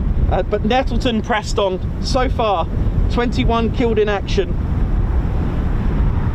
7 were made prisoners of war. That was Warrant Officer Crum's men. But 97 Squadron weren't seen. They were about 10 minutes away, and it was a decision of Sherwood to stay back a little bit. And to their luck, the JG2 actually turned back. So 6 Lancasters and 97 Squadron survived, and they were over France, and they were heading for Munich. Everyone thought they were going for Munich, so all the defences, they went over Germany, they were following the river, and the 2 Lancasters, now don't forget the orders that were given to Nettleton were to turn back should the raid be a failure, but Nettleton didn't. He just kept going. And the thing is, That's just typical bomber skills of RAF. So Garwell and Nettleton, their aircraft were actually badly hit and damaged, but they pressed on, they kept going. Now the 109s turned away, and just as well, because Garwell and Nettleton's Lancasters weren't looking so good. Sherwood's 6 were about 10 minutes behind, by the way. So we went from 12 Lancasters to 8. And like I said, he was told to abort should it be a failure, but he kept going. So the Germans thought the target was Munich, but it was actually Augsburg. So the Lancasters, they turned northwest and they descended. And they headed for a city that was the home of Mozart, the birthplace of Mozart. Quite an art, a city of arts and music. There was even a festival going on at the time, I believe, and people having a cheer. Don't forget, this part of Germany didn't even see the Second World War yet. They did not have, and nothing affected this city, nothing. The Germans thought there's no way, they didn't even have in their mind that they're about to see RAF bombers. So Garwell was just behind. Now Nettleton managed to get through. The sirens, there was so much panic. The sirens went off. The alarms started to sound. The sirens went. No one reacted to it because they didn't even believe that this could happen. They thought it was some sort of test. There was no alert. There was no anti-aircraft fire at first. But Nettleton saw his target and released his 500-pound bombs. Nettleton managed to escape. Anti-aircraft fire started to attack Nettleton, and then just behind Garwell was next. But Garwell's Lancaster was hit by flak. He managed to release the bombs, but he was shot down and crashed. 3 were killed in action. 4 were made prisoners of war. Garwell managed to escape. Now, that was the first 2. So you've got to imagine that Augsburg was now ready or on alert. They were panicking, on that raid. And it was the first raid ever. So only one of RAF Waddington's Lancaster managed to get through and drop the bombs. It's not looking good. However, what we have 6 of Squadron Leader Sherwood's men, is Oscar Foxtrot marked Lancasters ready. The problem is the anti-aircraft crew were on the ground, and they were these men were part of the Hitler Youth. They were young men, and they were extremely passionate and proud. And the problem is, like I said, all the civilians were wondering what was going on, but the target was the MAN diesel factory, and out of the blue skies came the 6, and they were pretty much on alert. Sherwood's aircraft managed to get through, see the targets, managed to drop the bombs, but he was shot down, and his aircraft completely exploded to oblivion. Now, the miraculous thing that happened with Sherwood, when his Lancaster fell to the ground and exploded, for some miracle, he was catapulted out of his Lancaster. Now, they contacted Squadron Leader Sherwood's wife and said the worst, that your husband has died in combat. And she said, no, don't be silly, not my John. And do you know what? He survived. He actually survived. He was catapulted out, but sadly, the other 6 lost their lives. The other 6 lost their lives.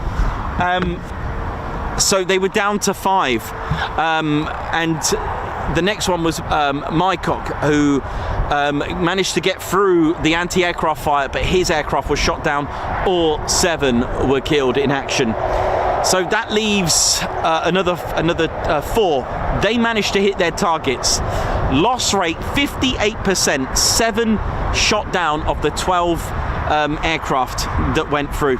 37 killed, 12 made prisoner of war. Now Nettleton, his compass was so badly damaged, which we showed you actually on our stream at Lakenheath, what one of these compass looked like. Is it the the P4A, I think it was, his compass and navigation systems were obliterated. And do you know what's sad? Is that not one Lancaster landed back here at Waddington. He managed to land it safely at, near Blackpool. But imagine seeing your Lancasters going out and not one coming back. That's a horrible thought. 97 Squadron.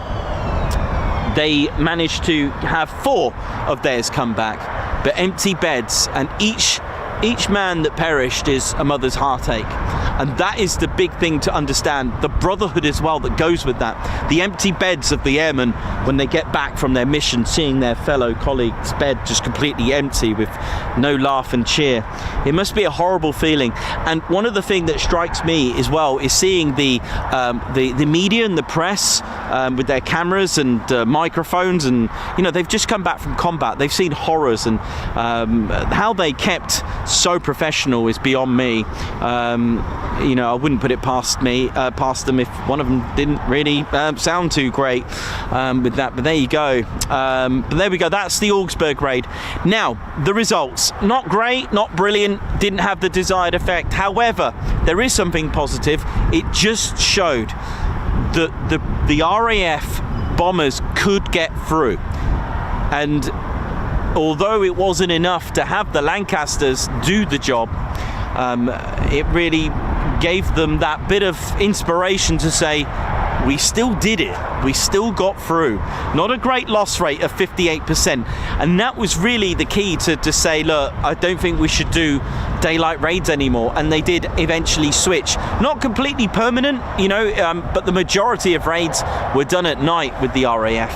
And then with the arrival of the echelons and aircraft of the mighty 8th and the United States Army Air Forces, they came about doing training all that time to do daylight raids. So they kind of did a clockwork raid. They were told not to do it, the daylight raids, but they said, we've been training for daylight raids, and they objected, and the United States Army Air Force carried on doing daylight raids. Now the thing is, that kind of works in a way, you know, taking care of the one taking care of the day, one taking care at night. But you know, they did cause some damage. I don't know, it was quite little,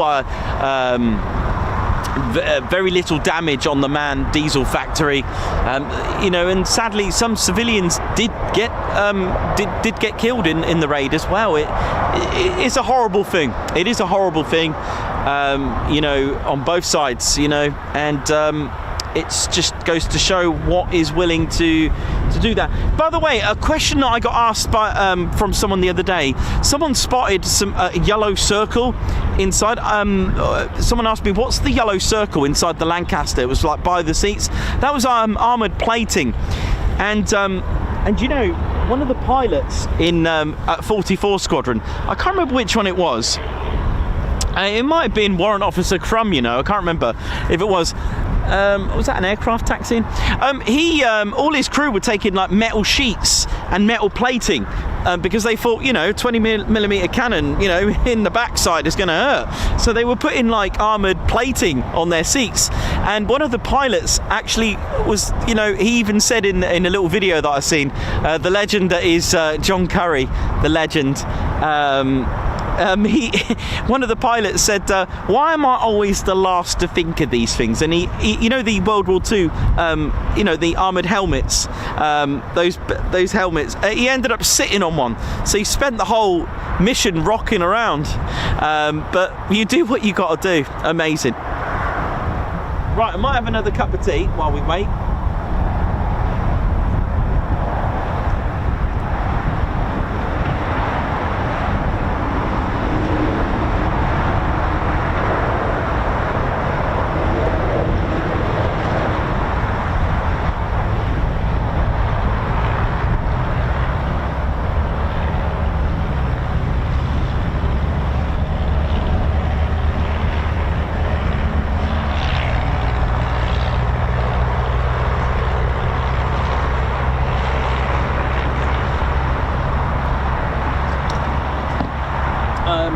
Yeah, I'm going to have a quick cup of tea.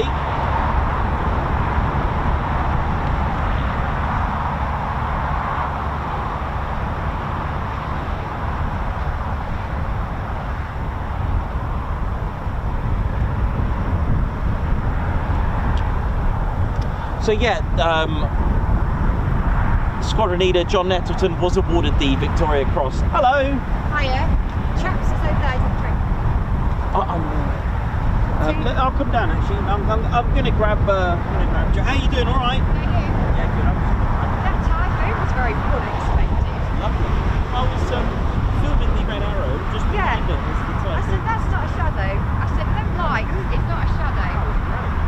No, I'm good. Sure? Yeah, that's a good point of view. I will take you up, but not yet. I'm not drinking. I don't want to drink too much. Yeah, he'll end up pissing in the edge.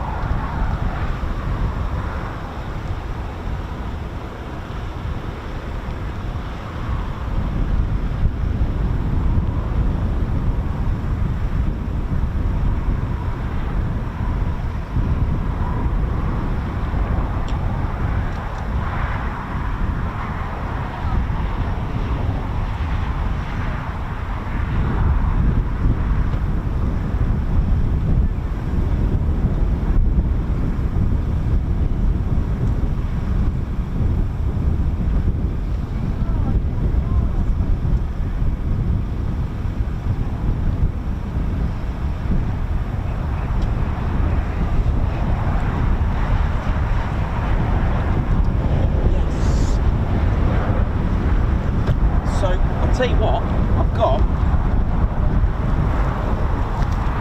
I've got something here for you. Check this out. Look at this. The Augsburg raid. There you go. Look at that over France. That I totally forgot I had this. How amazing is that? Just to give you an idea, it looks like whose is that one? Let me just see on that. Looks like H. I've actually got a list of the Lancasters. Oh yeah, you're right. Alright mate. When you're ready for a brew, give us a shout. Oh bless you, thank you. Alright. I've actually got a list of obviously you know me, I did my homework. That one there getting hit is H. So that's Rhodes's aircraft, which Rhodes, and I've got my little Dusty Rhodes was sadly killed. All guns were jammed. It was two 109s that pounced on it. Engines 1 and 2 were in flames. And what's remarkable is that you can see that on here. Look at that. They've really done that. Engines 1 and 2 there on fire. Sadly, all 7 of this crew perished. Look at the attacks in the background. I mean, like I said, I don't have graphics, but I'll tell you what I do have is wonderful models, wonderful pictures. This is a beautiful card here. And just to let you know, these Lancasters were flying at 50 feet. 50 feet! And it's unbelievable. Only 26 got home. 37 did not make it home, or shall we say 49 did not make it home, as 12 were made prisoner of war. I totally forgot. Look at this scene here over France as they were pounced on. Amazing. I love these paintings.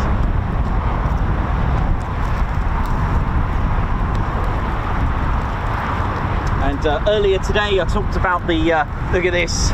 Oh, yeah, you know who that is. Oh, look at this formation team. Look at this. So this is what was amazing.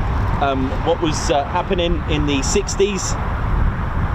The Firebirds, 1963. Amazing.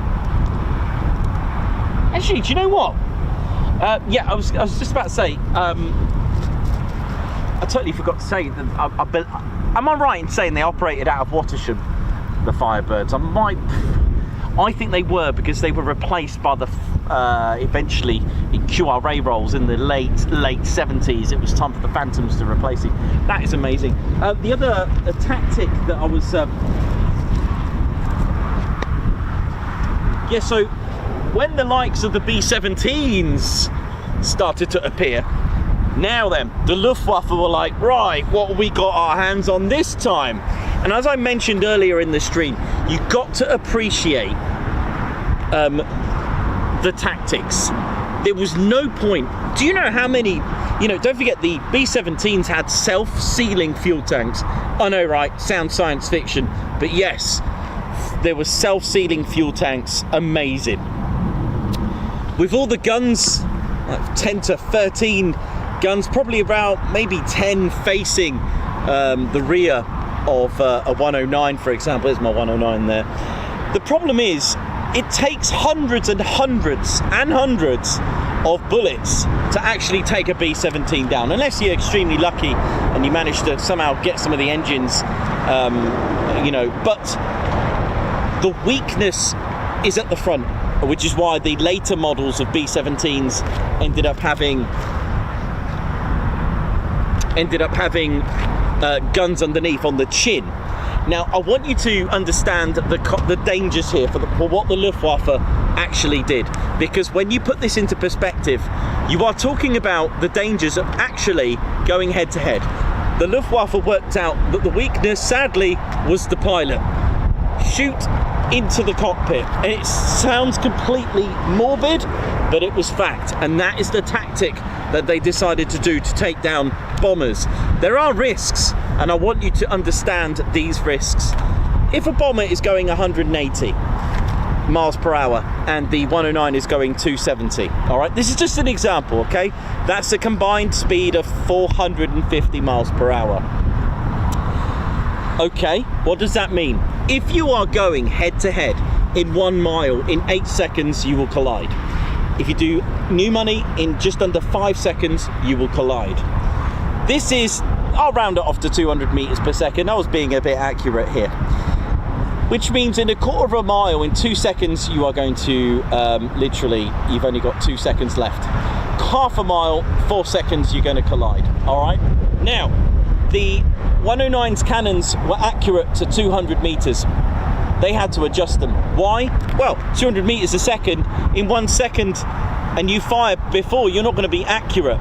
So they adjusted the cannons by 400 meters, which means when there's 2 seconds before impact, fire, and on the last second, they would do a split S. I want you to understand the dangers of that, because you are going into a formation of let's say, on this instance, B-17s. Even the debris, they had to be careful. Shrapnel, pieces of B-17, flame, sparks, the lot.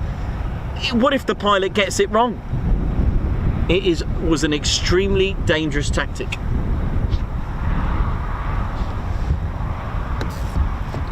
Saying that, I can hear a hawk.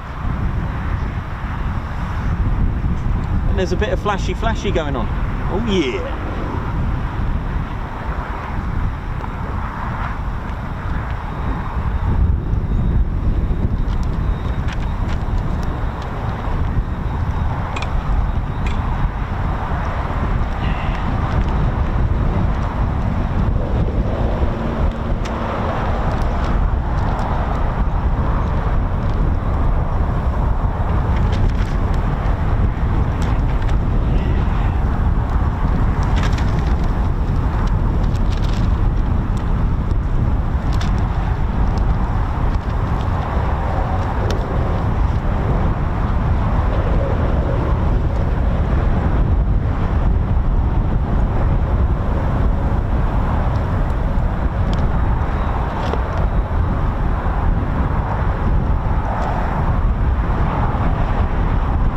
for the fans of the Wolf 190. Look at this. Look at this beaut. Nice. Another classic.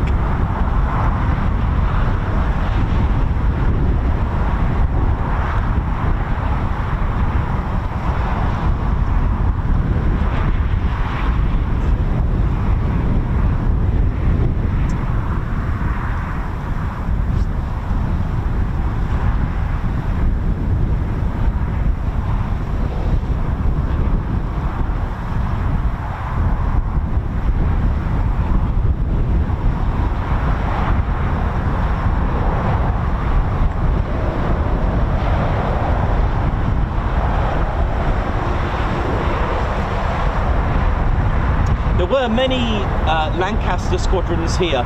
Some actually formed here at Waddington, by the way, for those interested. Of course, as we mentioned, 44 Squadron who were operating the Lancaster.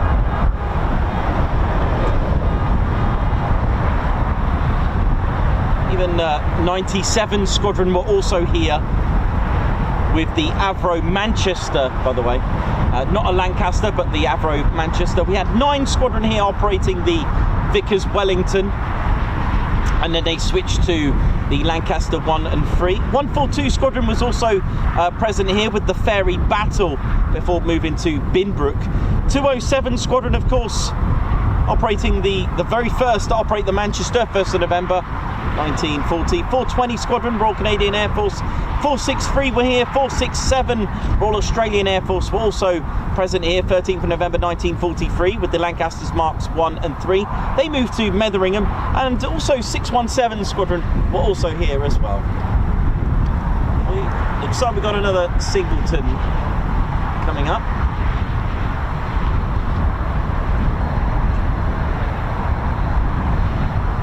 And a lorry.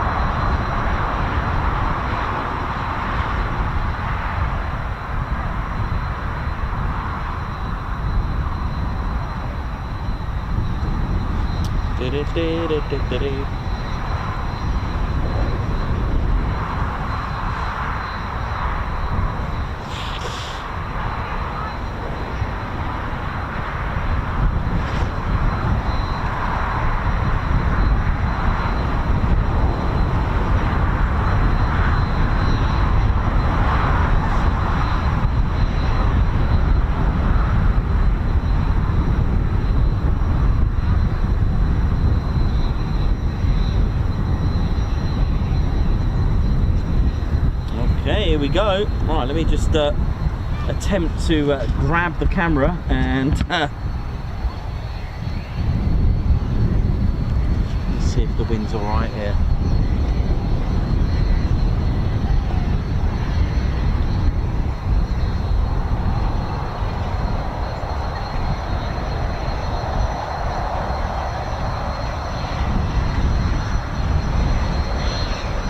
Oh no, not a lorry.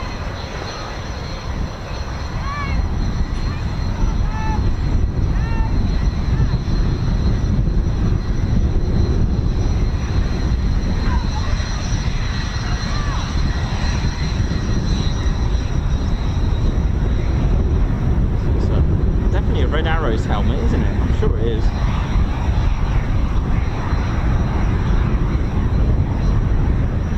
Ted's flown with the Red Arrows in September of 2021 in XX188. I believe that's sadly gone now.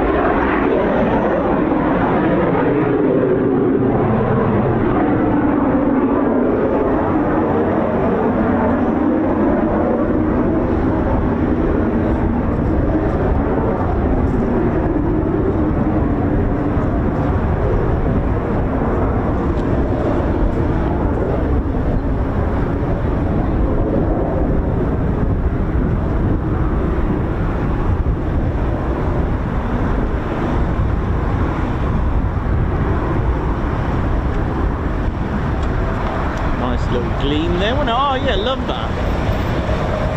Love that little shine.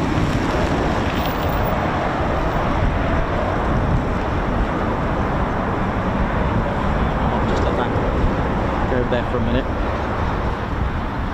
We'll just pop this in. Just give me 2 seconds. Just need to.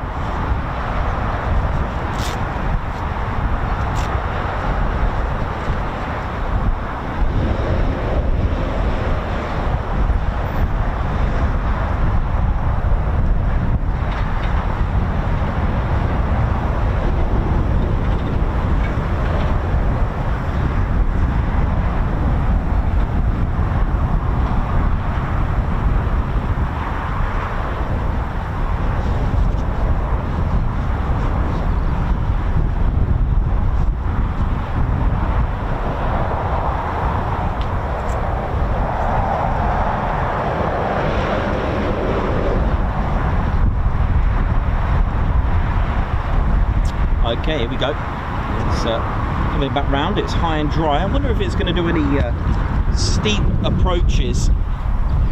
Let's have a look. It's pretty good.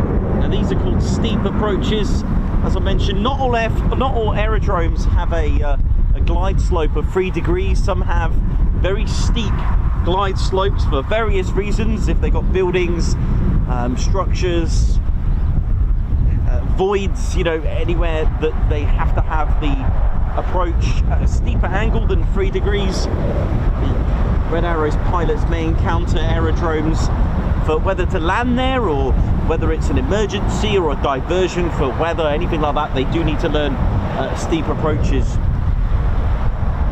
and that looked like one. Oh yeah, looks good. We had this last time we were here a few weeks ago, which was really cool, really steep angle. I mean, it was barely off the ground. It was doing touch and goes from that position.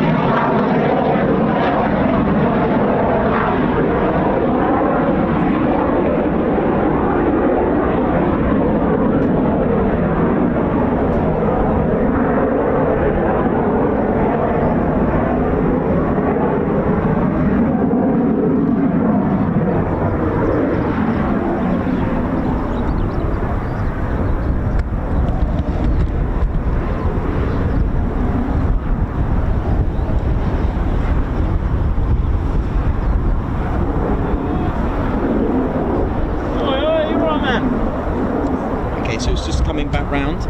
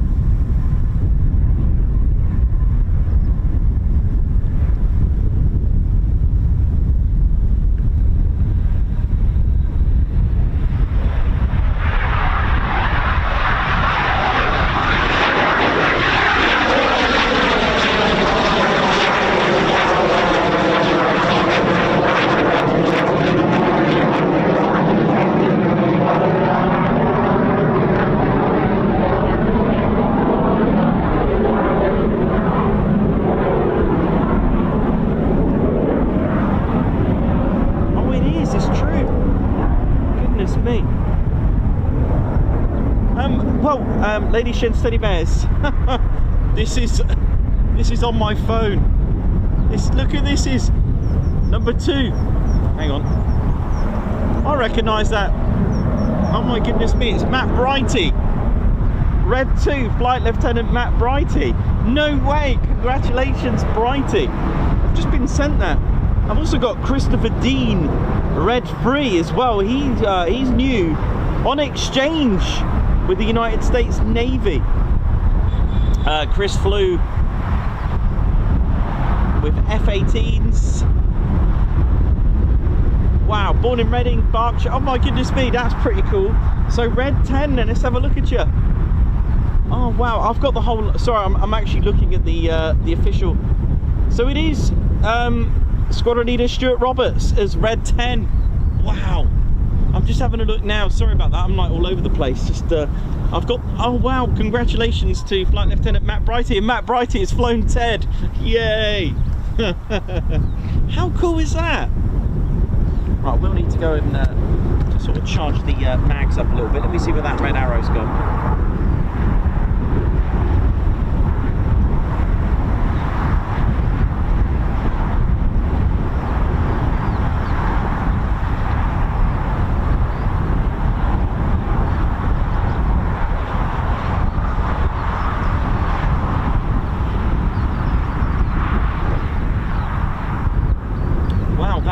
That's amazing. Great news, nice one. Congratulations to Flight Lieutenant Matt Brighty. Wow, so that's amazing. So in the Red Arrows you do get 3 seasons, and of course to even think about applying for the Red Arrows you do need a minimum 1,500 hours of flight time in fast jets, the Royal Air Force, and to have completed 1 operational tour. And you must be classed as being above average as a pilot.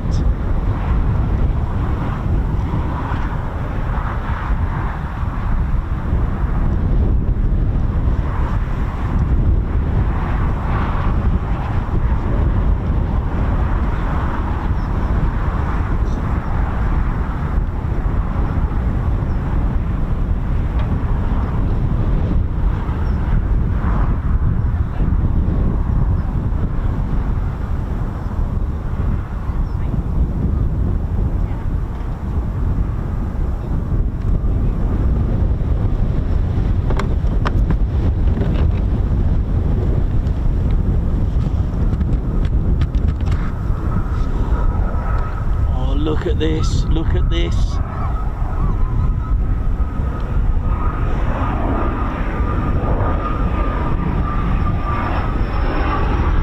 Nice control.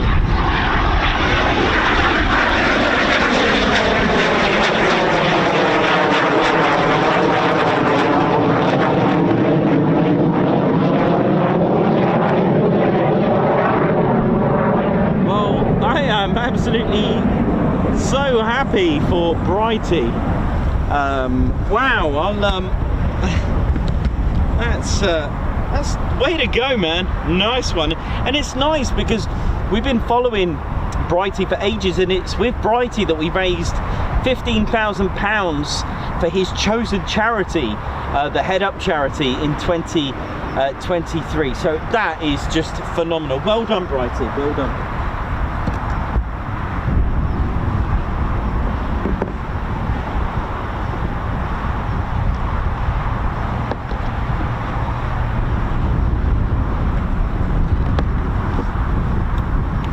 Quickly swap the mag over while I can.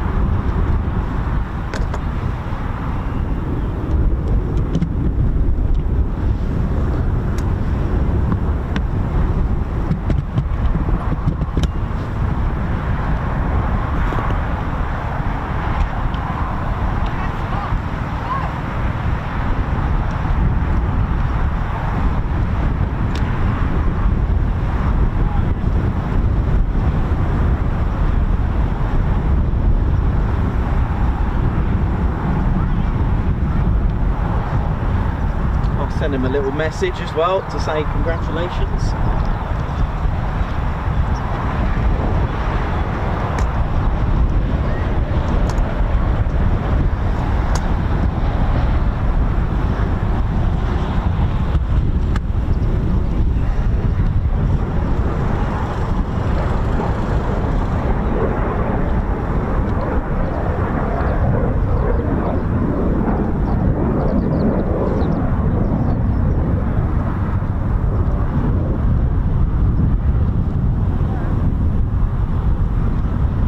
love that. The fact that we've been following Brighty for quite some time, getting his... I mean, he flew the legendary Blackjack as well, and he flew Ted.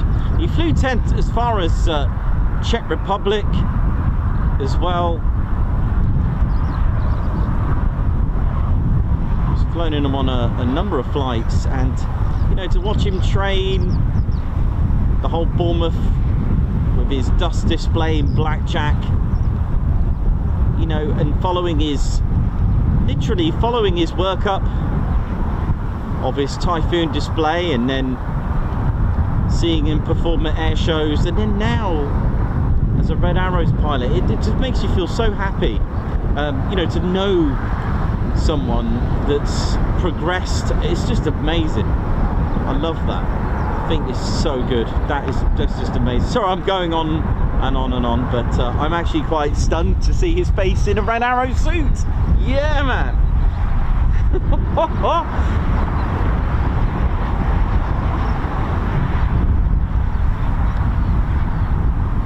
What a legend. That's just, sorry, that's got me, that has.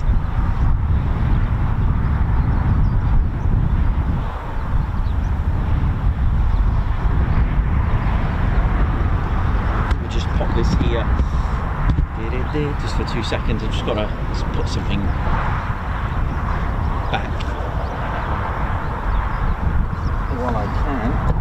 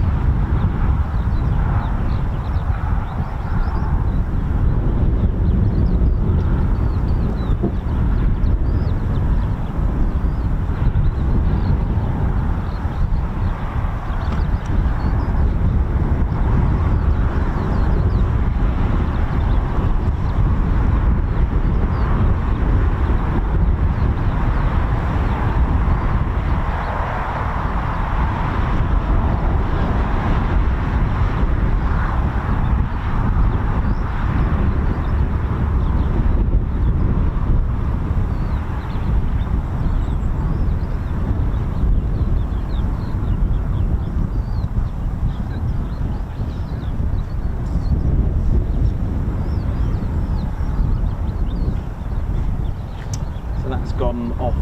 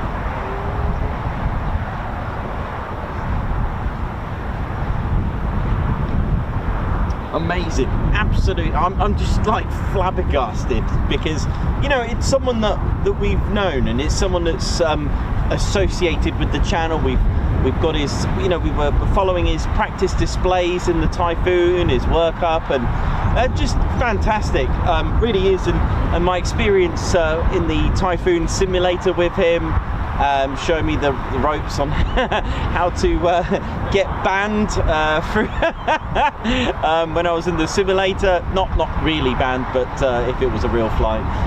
Yeah, exactly. It was quite funny. Oh, amazing. Really love it. Well done. I'm just wow.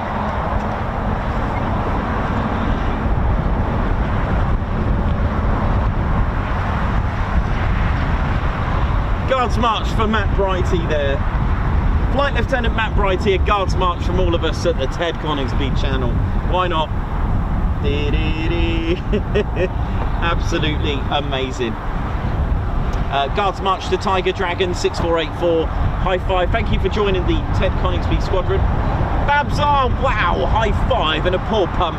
Thank you for gifting 5 Ted Coningsby memberships. That's amazing, Babs. Thank you so much to Babsar, regular on the show. And Margot as well, Margot Baxter, thank you very much for the super chat. TCS, hit the like button, please. Thank you.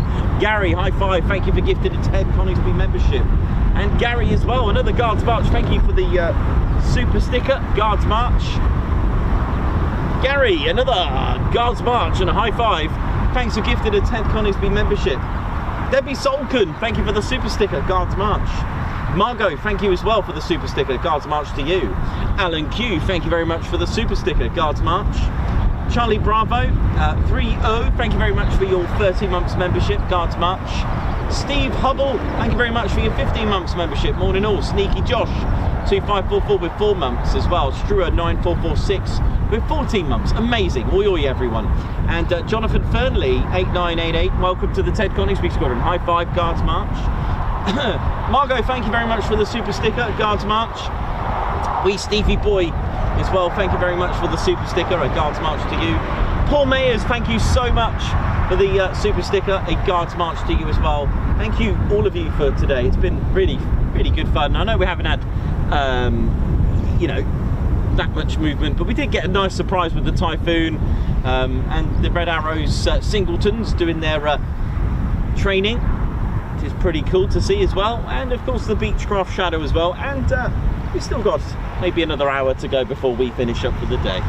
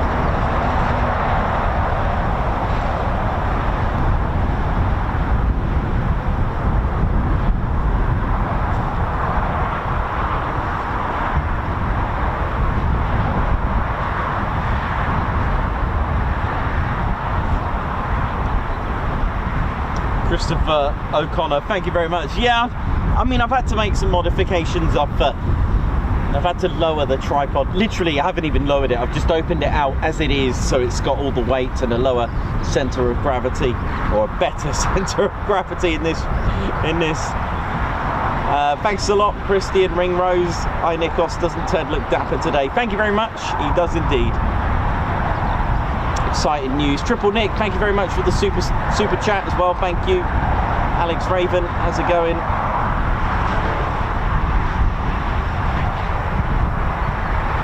Remco DeVray, Alex Blackcat, Muzz Mason, Michael Woodringe, thanks a lot. Captain A as well. Davey, thank you as well. Hope we're all good and well. Looks like we've got the Shadow R1 with its amazing engine. Have I got time to show you it? Maybe, maybe not, I don't know. Give it a go.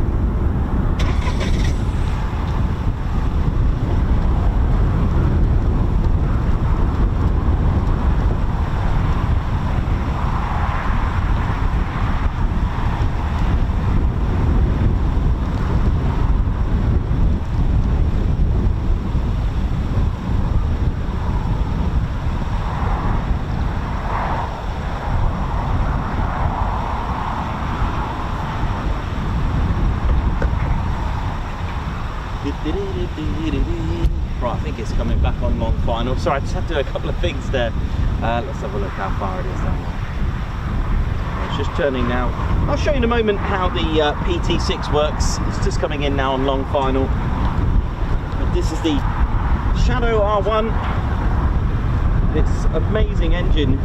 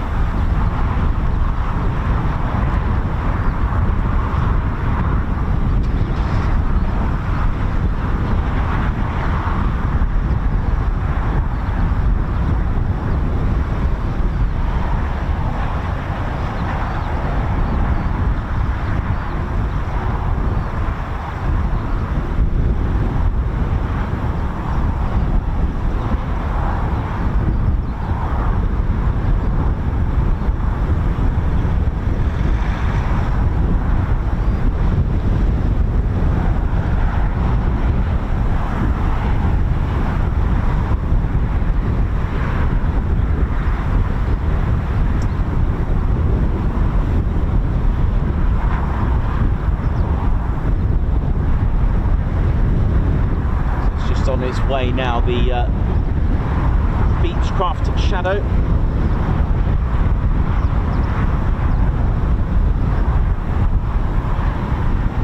And it's part of the inventory here at RAF Waddington, built on the King Air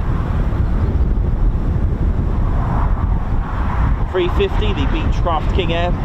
Delivers fast tactical ISR support as well, offering enhanced surveillance and intelligence capabilities as well. And its role is really to operate and deliver the fast tactical ISR support for global operations with improved altitude, speed, range and broader surveillance as well. It's very capable with its high definition electro-optical and electronic sensors, working with other system types to help analysts create detailed intelligence reports. It is only based here with 14 squadron and 54 squadron as well. It's got equipped with defensive aids, satellite links for data sharing, so they can literally watch the Ted Coningsby channel live from the Shadow R1.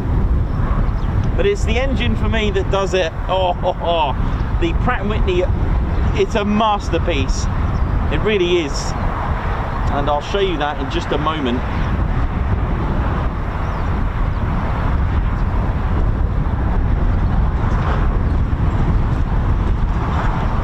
So this is a regular engine. You know, the air, this is our jet engine. The air getting sucked in, goes through stages of being compressed, so the air's going in through the intakes, the air gets compressed and gets narrower as it goes through the high pressure compressor into the combustion zone.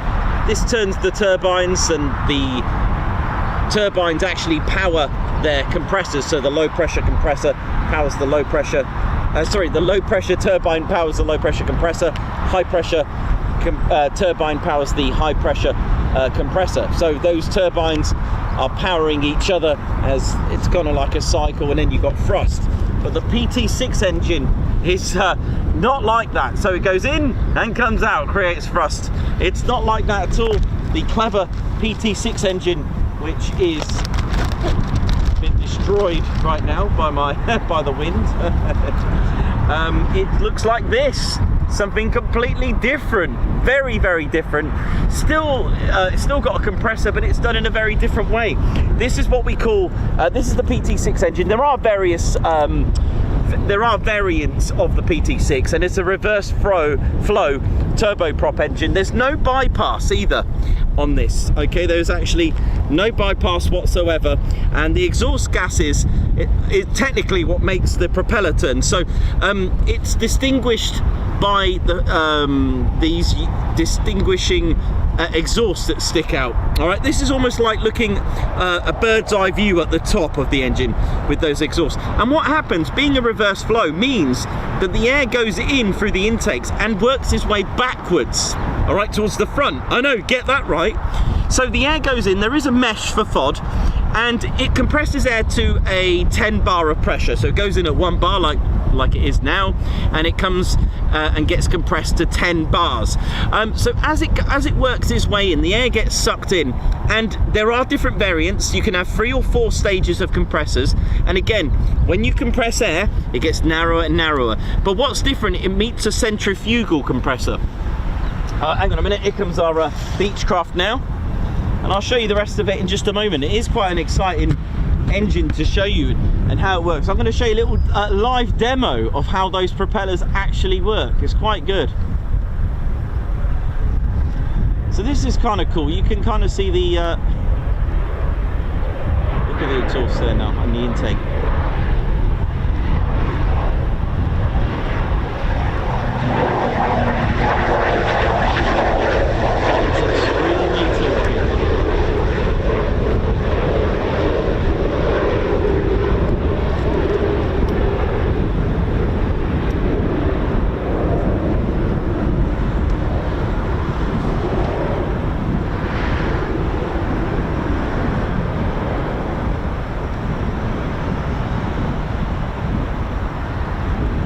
So that, I hope you got to spot those beautiful big bore exhausts. And let's just show you the engine once more.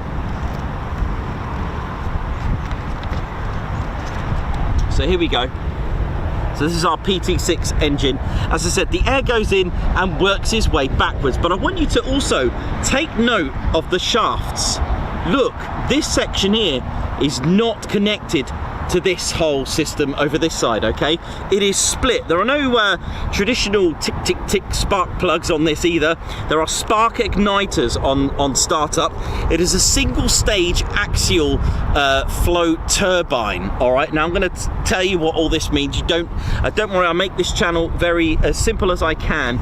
You need to compress air. Why does air need to be compressed? For those who don't know, it's a lot more combustible, and you're compressing the air, which means you get more air than what you had in the first place because you're squashing it. So basically you can fit more air in there. Think of scuba diving oxygen tanks. There's a lot of air in there, but only in those tiny tanks. So the reason why you compress it really is for economy. It's more combustible, and you'll fit in a lot more air because you're squeezing it. All right, so it goes in, and like I said, you can get a 3-stage or a 4-stage. But what's cool is that this compressor here, it's called a centrifugal, and what it does, it pushes air 180 degrees. All right, so the air's going in. All right, now don't forget, this is compressed air to 10 times to what it was. 1 bar is now 10 bar, and it works its way into the combustion chambers just like you would do in a jet engine. And there's these little black dots here are spray nozzles, and it's sprayed with fuel and combusts. Okay, now this force, this turbine here, this single axial stage turbine, is pushing the gases this way, and it meets this free power turbine, and it's free because it's not connected. How is that doing that? And I'll tell you something, this spins at a rate of 35,000 revs per minute, and that's too powerful for a propeller. It really is. Now when that spins, what it does, you're gonna have to tone that down. So it meets this 2-stage planetary reduction gearbox, which reduces 35,000 RPM to as low as 1,700 to 2,200 RPM. If you didn't do this, the whole aircraft would be very talky. Now there is one thing, I'm going to show you a demo of how it's doing that. Just before I show you, the reason why there's another factor that I didn't tell you. This section spins one direction and this section here spins another. If you didn't do that, your aircraft is just going to jackknife and flip over. So with the combustion, the gases are actually technically powering the propeller. So just to give you a demo as promised, it is exactly like this. There's my hot gases and it's spinning, but we're going to have to then calm that down by going into a planetary gearbox to slow that down. It's exactly like this. So although it's back to front to my engine, the hot gases are literally spinning the propellers like that.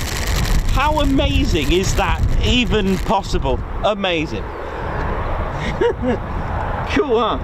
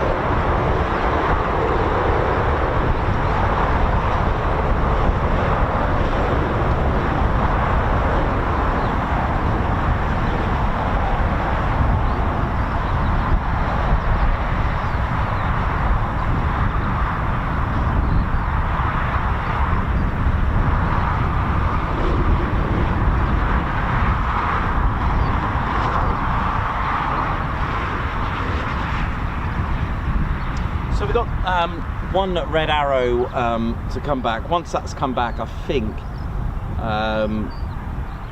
we will probably call it a day.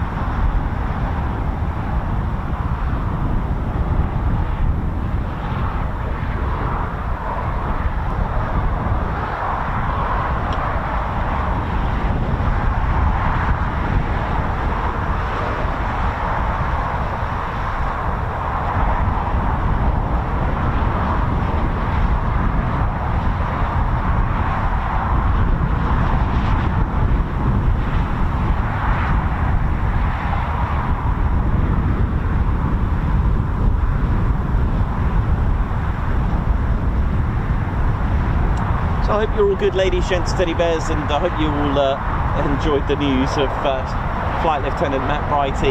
Wow, that is so cool. I've just sent him a message. Let me see what we got here tomorrow. What's the weather like looking tomorrow? Tomorrow's weather isn't looking too bad.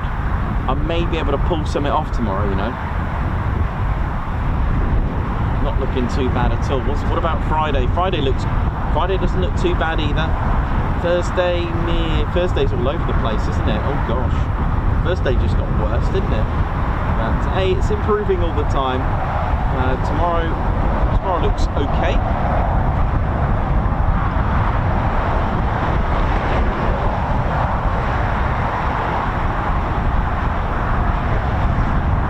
What's the wind doing? Has it calmed down yet? Goodness me.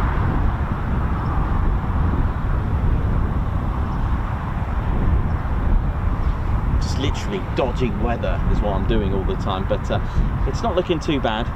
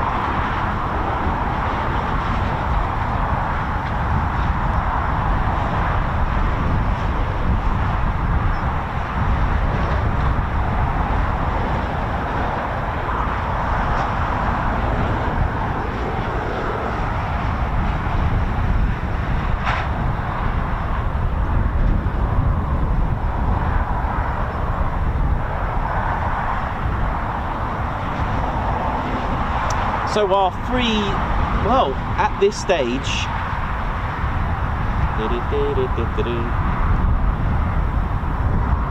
we've also got, so we've got 3 new Red Arrows crew.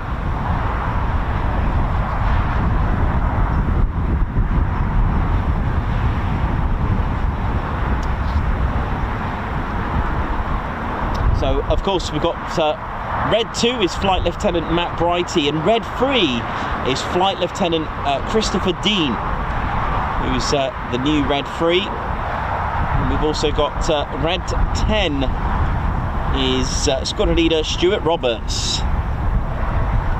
Nice.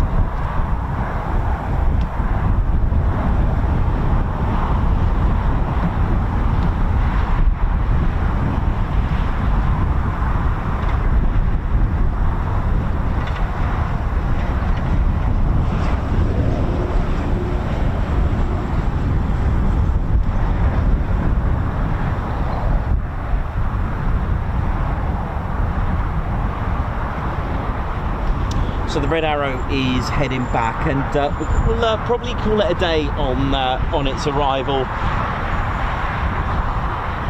Looks like it's just going to be currency singleton flights probably today. But it's been good fun. It's been good fun with a nice surprise with the Typhoon A.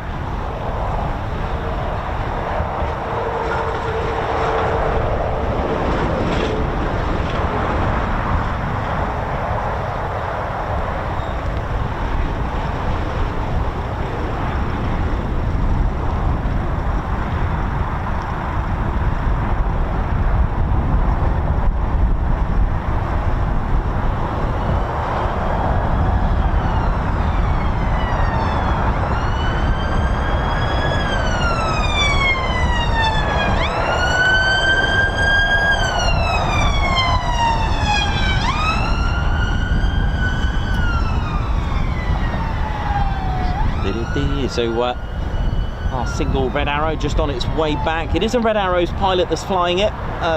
with the helmet, being a Red Arrows helmet there. Looking forward to seeing what it does. Probably a few circuits, which would be quite nice. It's been nice to get a few steep approaches as well today.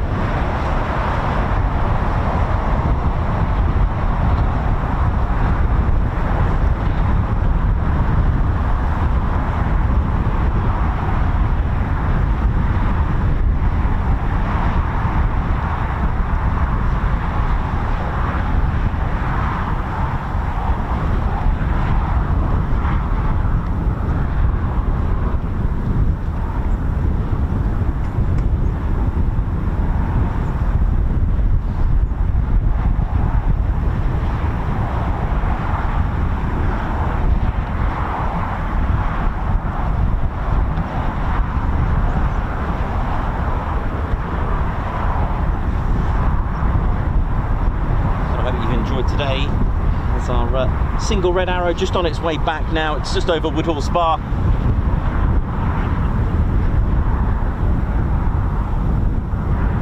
Again, could be one of the new pilots.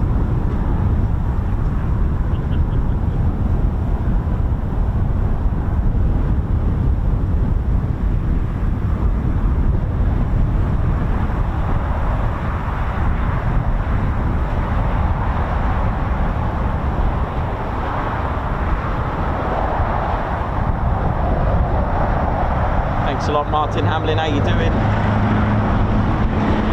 Matty Musket, oi to you. Hope you're good.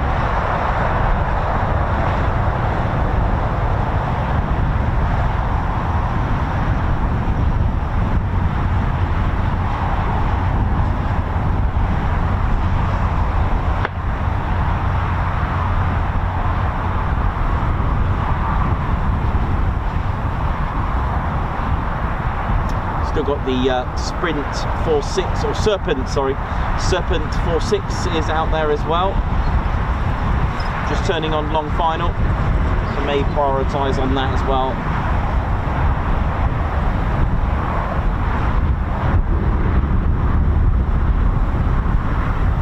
Silver Trig, oi to you. How you doing?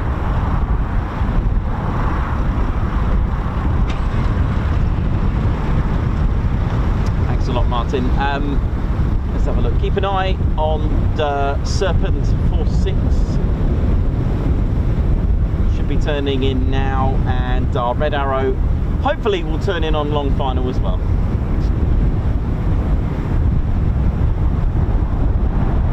Hasn't been the nicest of weather, but at least it's been drying. Tomorrow looks actually better, and Thursday's now got worse, so we'll see.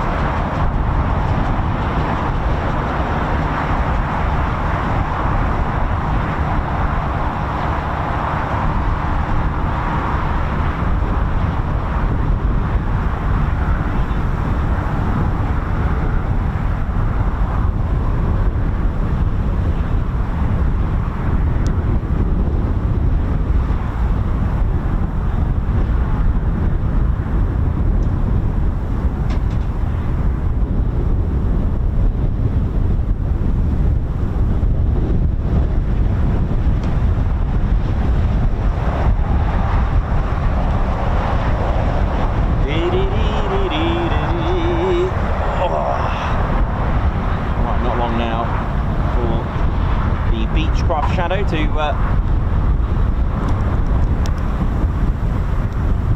make its approach. It's just about to turn now on final, or long final, shall we say. Our Red Arrow, not sure yet. It was looking like it was about to turn.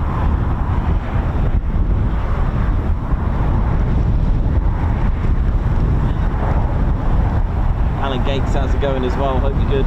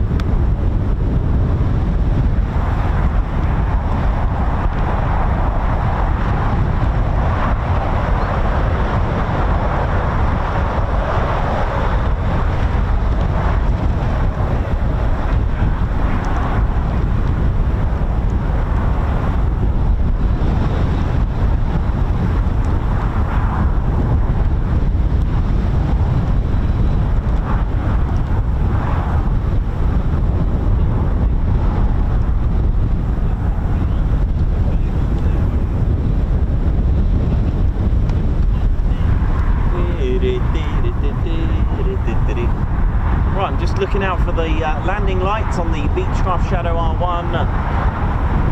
Negative lights at the moment. Oh, here we go. Got it.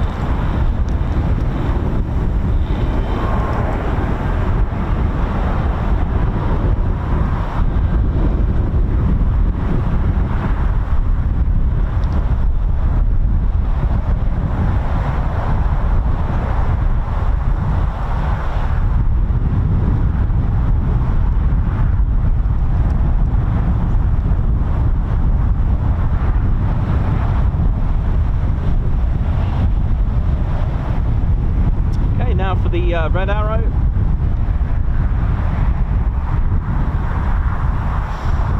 Whew, goodness me, in this punchy wind as well. It's hitting me from the left as I'm panning. It's constantly pushing me from the left. It's really bad, as you can probably hear. But hey, managed to get a stream today. I've actually set up a little bit differently today to cope with the wind. I hope it hasn't spoiled your experience. Hope it's been all right.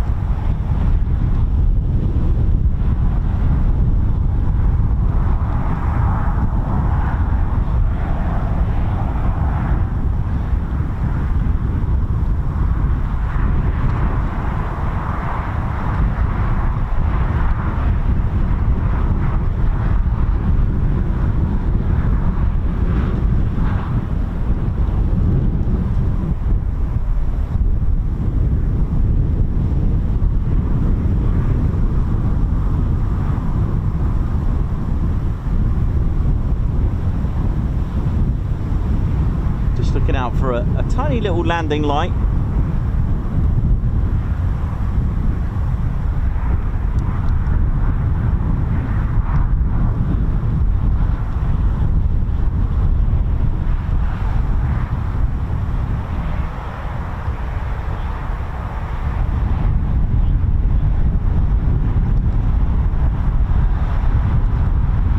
Amazing. Still can't see it just yet. Oh, I can now. Well, I can see the aeroplane, but not the landing light. Or can I? Let's have a look. It is quite far away yet. Landing lights on now, or landing light on. Here we go.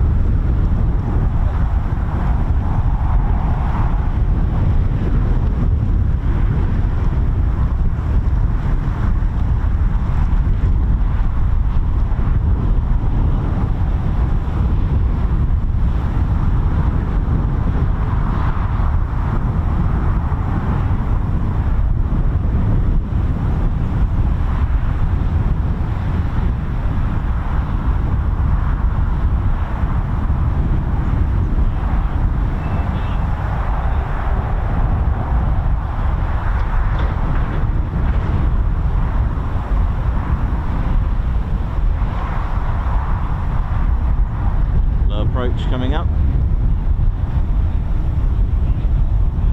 or is it? Oh, is this a steep approach? Let's have a look.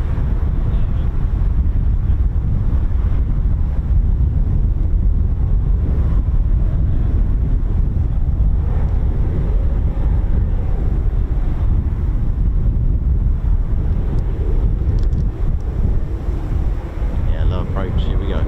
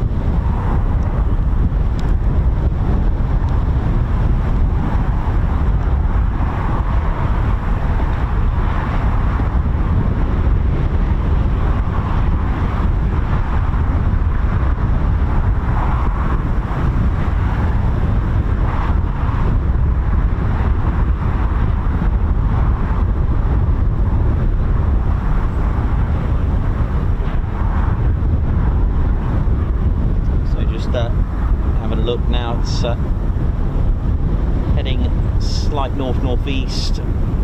Be back into the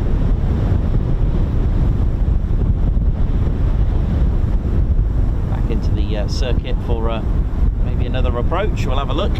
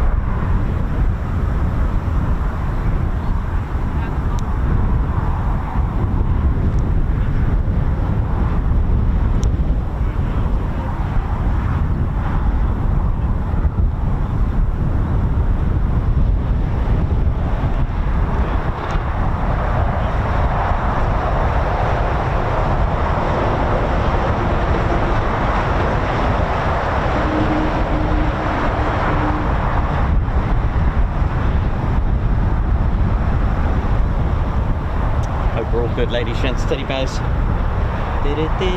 JDS Aviation Adventures, how you doing as well? Mayor Marshy, the DT Experiment, Darren Harwood, Alan Gates, Alan Q, how you doing? James DS, how you doing as well? Philip Eigen, Ian Foley, Alan Q, hope we're all good.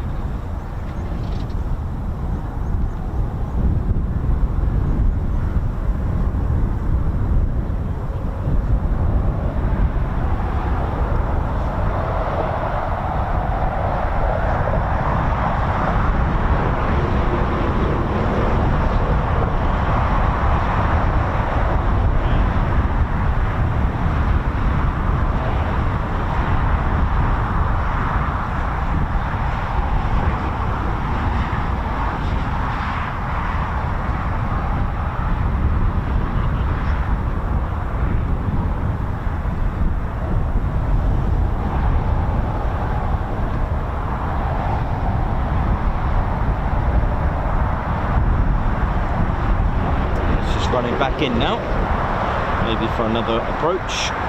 Oh, maybe not, unless ADSB is at a moment.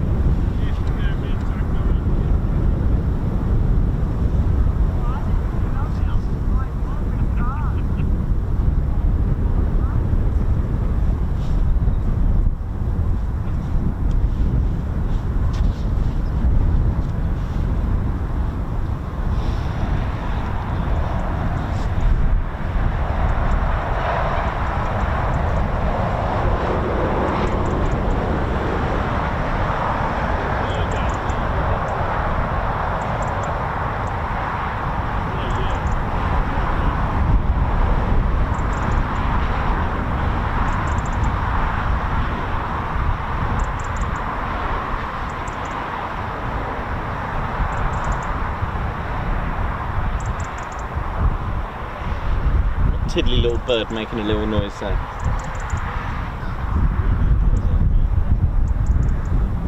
There are tiddly little birds somewhere.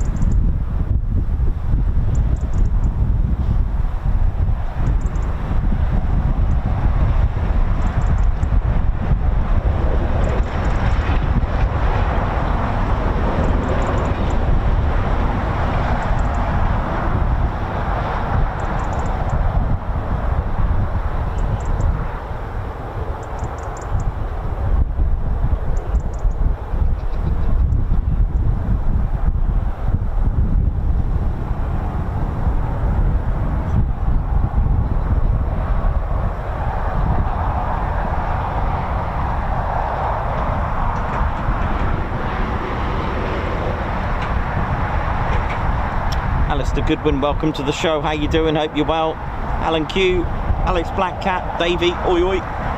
So just got our Singleton just on its final approach again. And, it could be another circuit.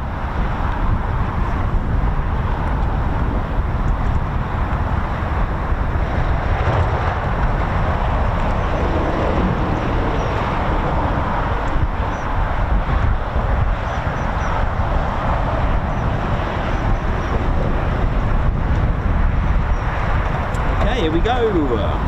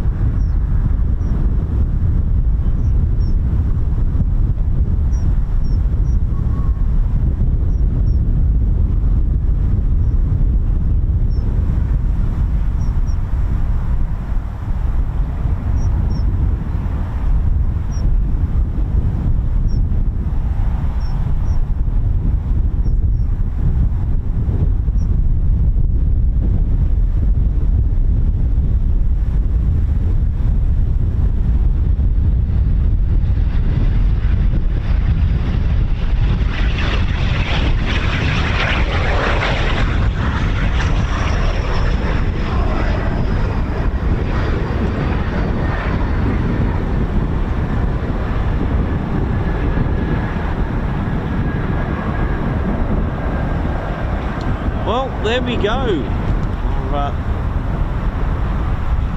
All our beds that went out have come back.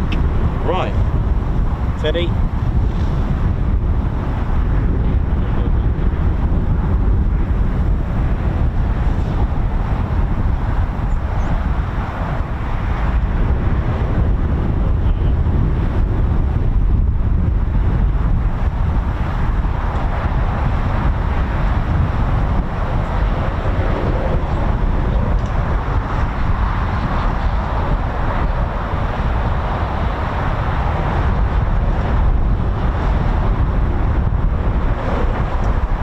LEJ approach, high five, guards march. Thank you for gifting a Ted Coningsby membership. James DS, how's it going? Thanks for your 13 months membership. James S. Alan Q, thank you very much for the super chat. The weather isn't bad tomorrow. Ready One, how you doing? High five. Thank you for joining the Ted Coningsby squadron. Nice one.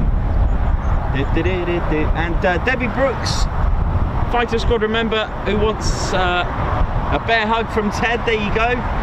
Love to everyone. Thank you very much. Jane Clark, love Ted's scarf and badge. Thank you very much. Guards March, thanks for the super chat.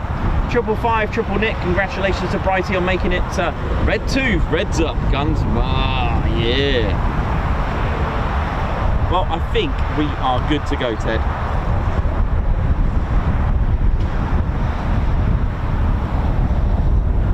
Pretty grim at the moment. It's improved a little bit, not spectacularly, but there we go. We managed to get a show anyway, which is always good.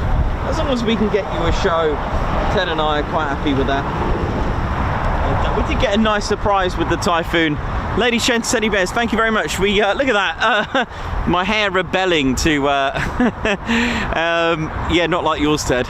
No, I know, mate. I know, and it's been great. It's been good fun, like we always do. It doesn't matter, you know. It's nice to get a Typhoon as well, even though they had their chance yesterday. Hope you enjoyed today. Big shout out to everyone at RAF Waddington. Thank you very much for what you do, and of course, all our fans and members. Thank you so much. And we'll be back somewhere tomorrow. I'll find somewhere. And hope you enjoyed today. I wasn't as busy, but you know, at the end of the day, it's always exciting to see what happens. That is the whole point. What will happen? It's the unexpected. So, ladies, gents, Sunny Bears, it gives me great pleasure to see this. It's been brilliant, and thank you very much for joining us today. So, hope you enjoyed it. My name's Nikos. I've been your cameraman, historian, and commentator, and this is our squadron leader, Ted Coningsby, without a beret today because it's just going to end up in the field. So, for the last time for today, at RAF Waddington, it is see you soon, wish you well, see ya!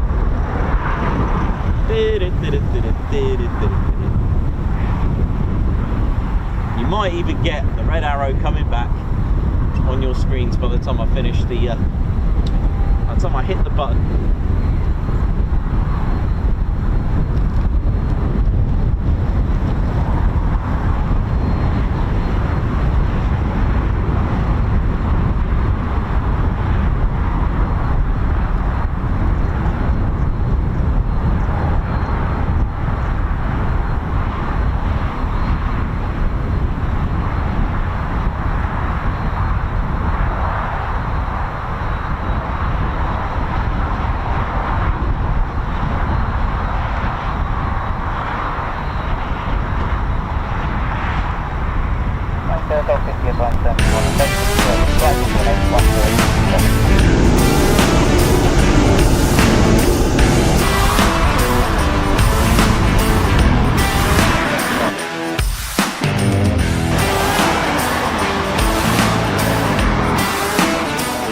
Go down.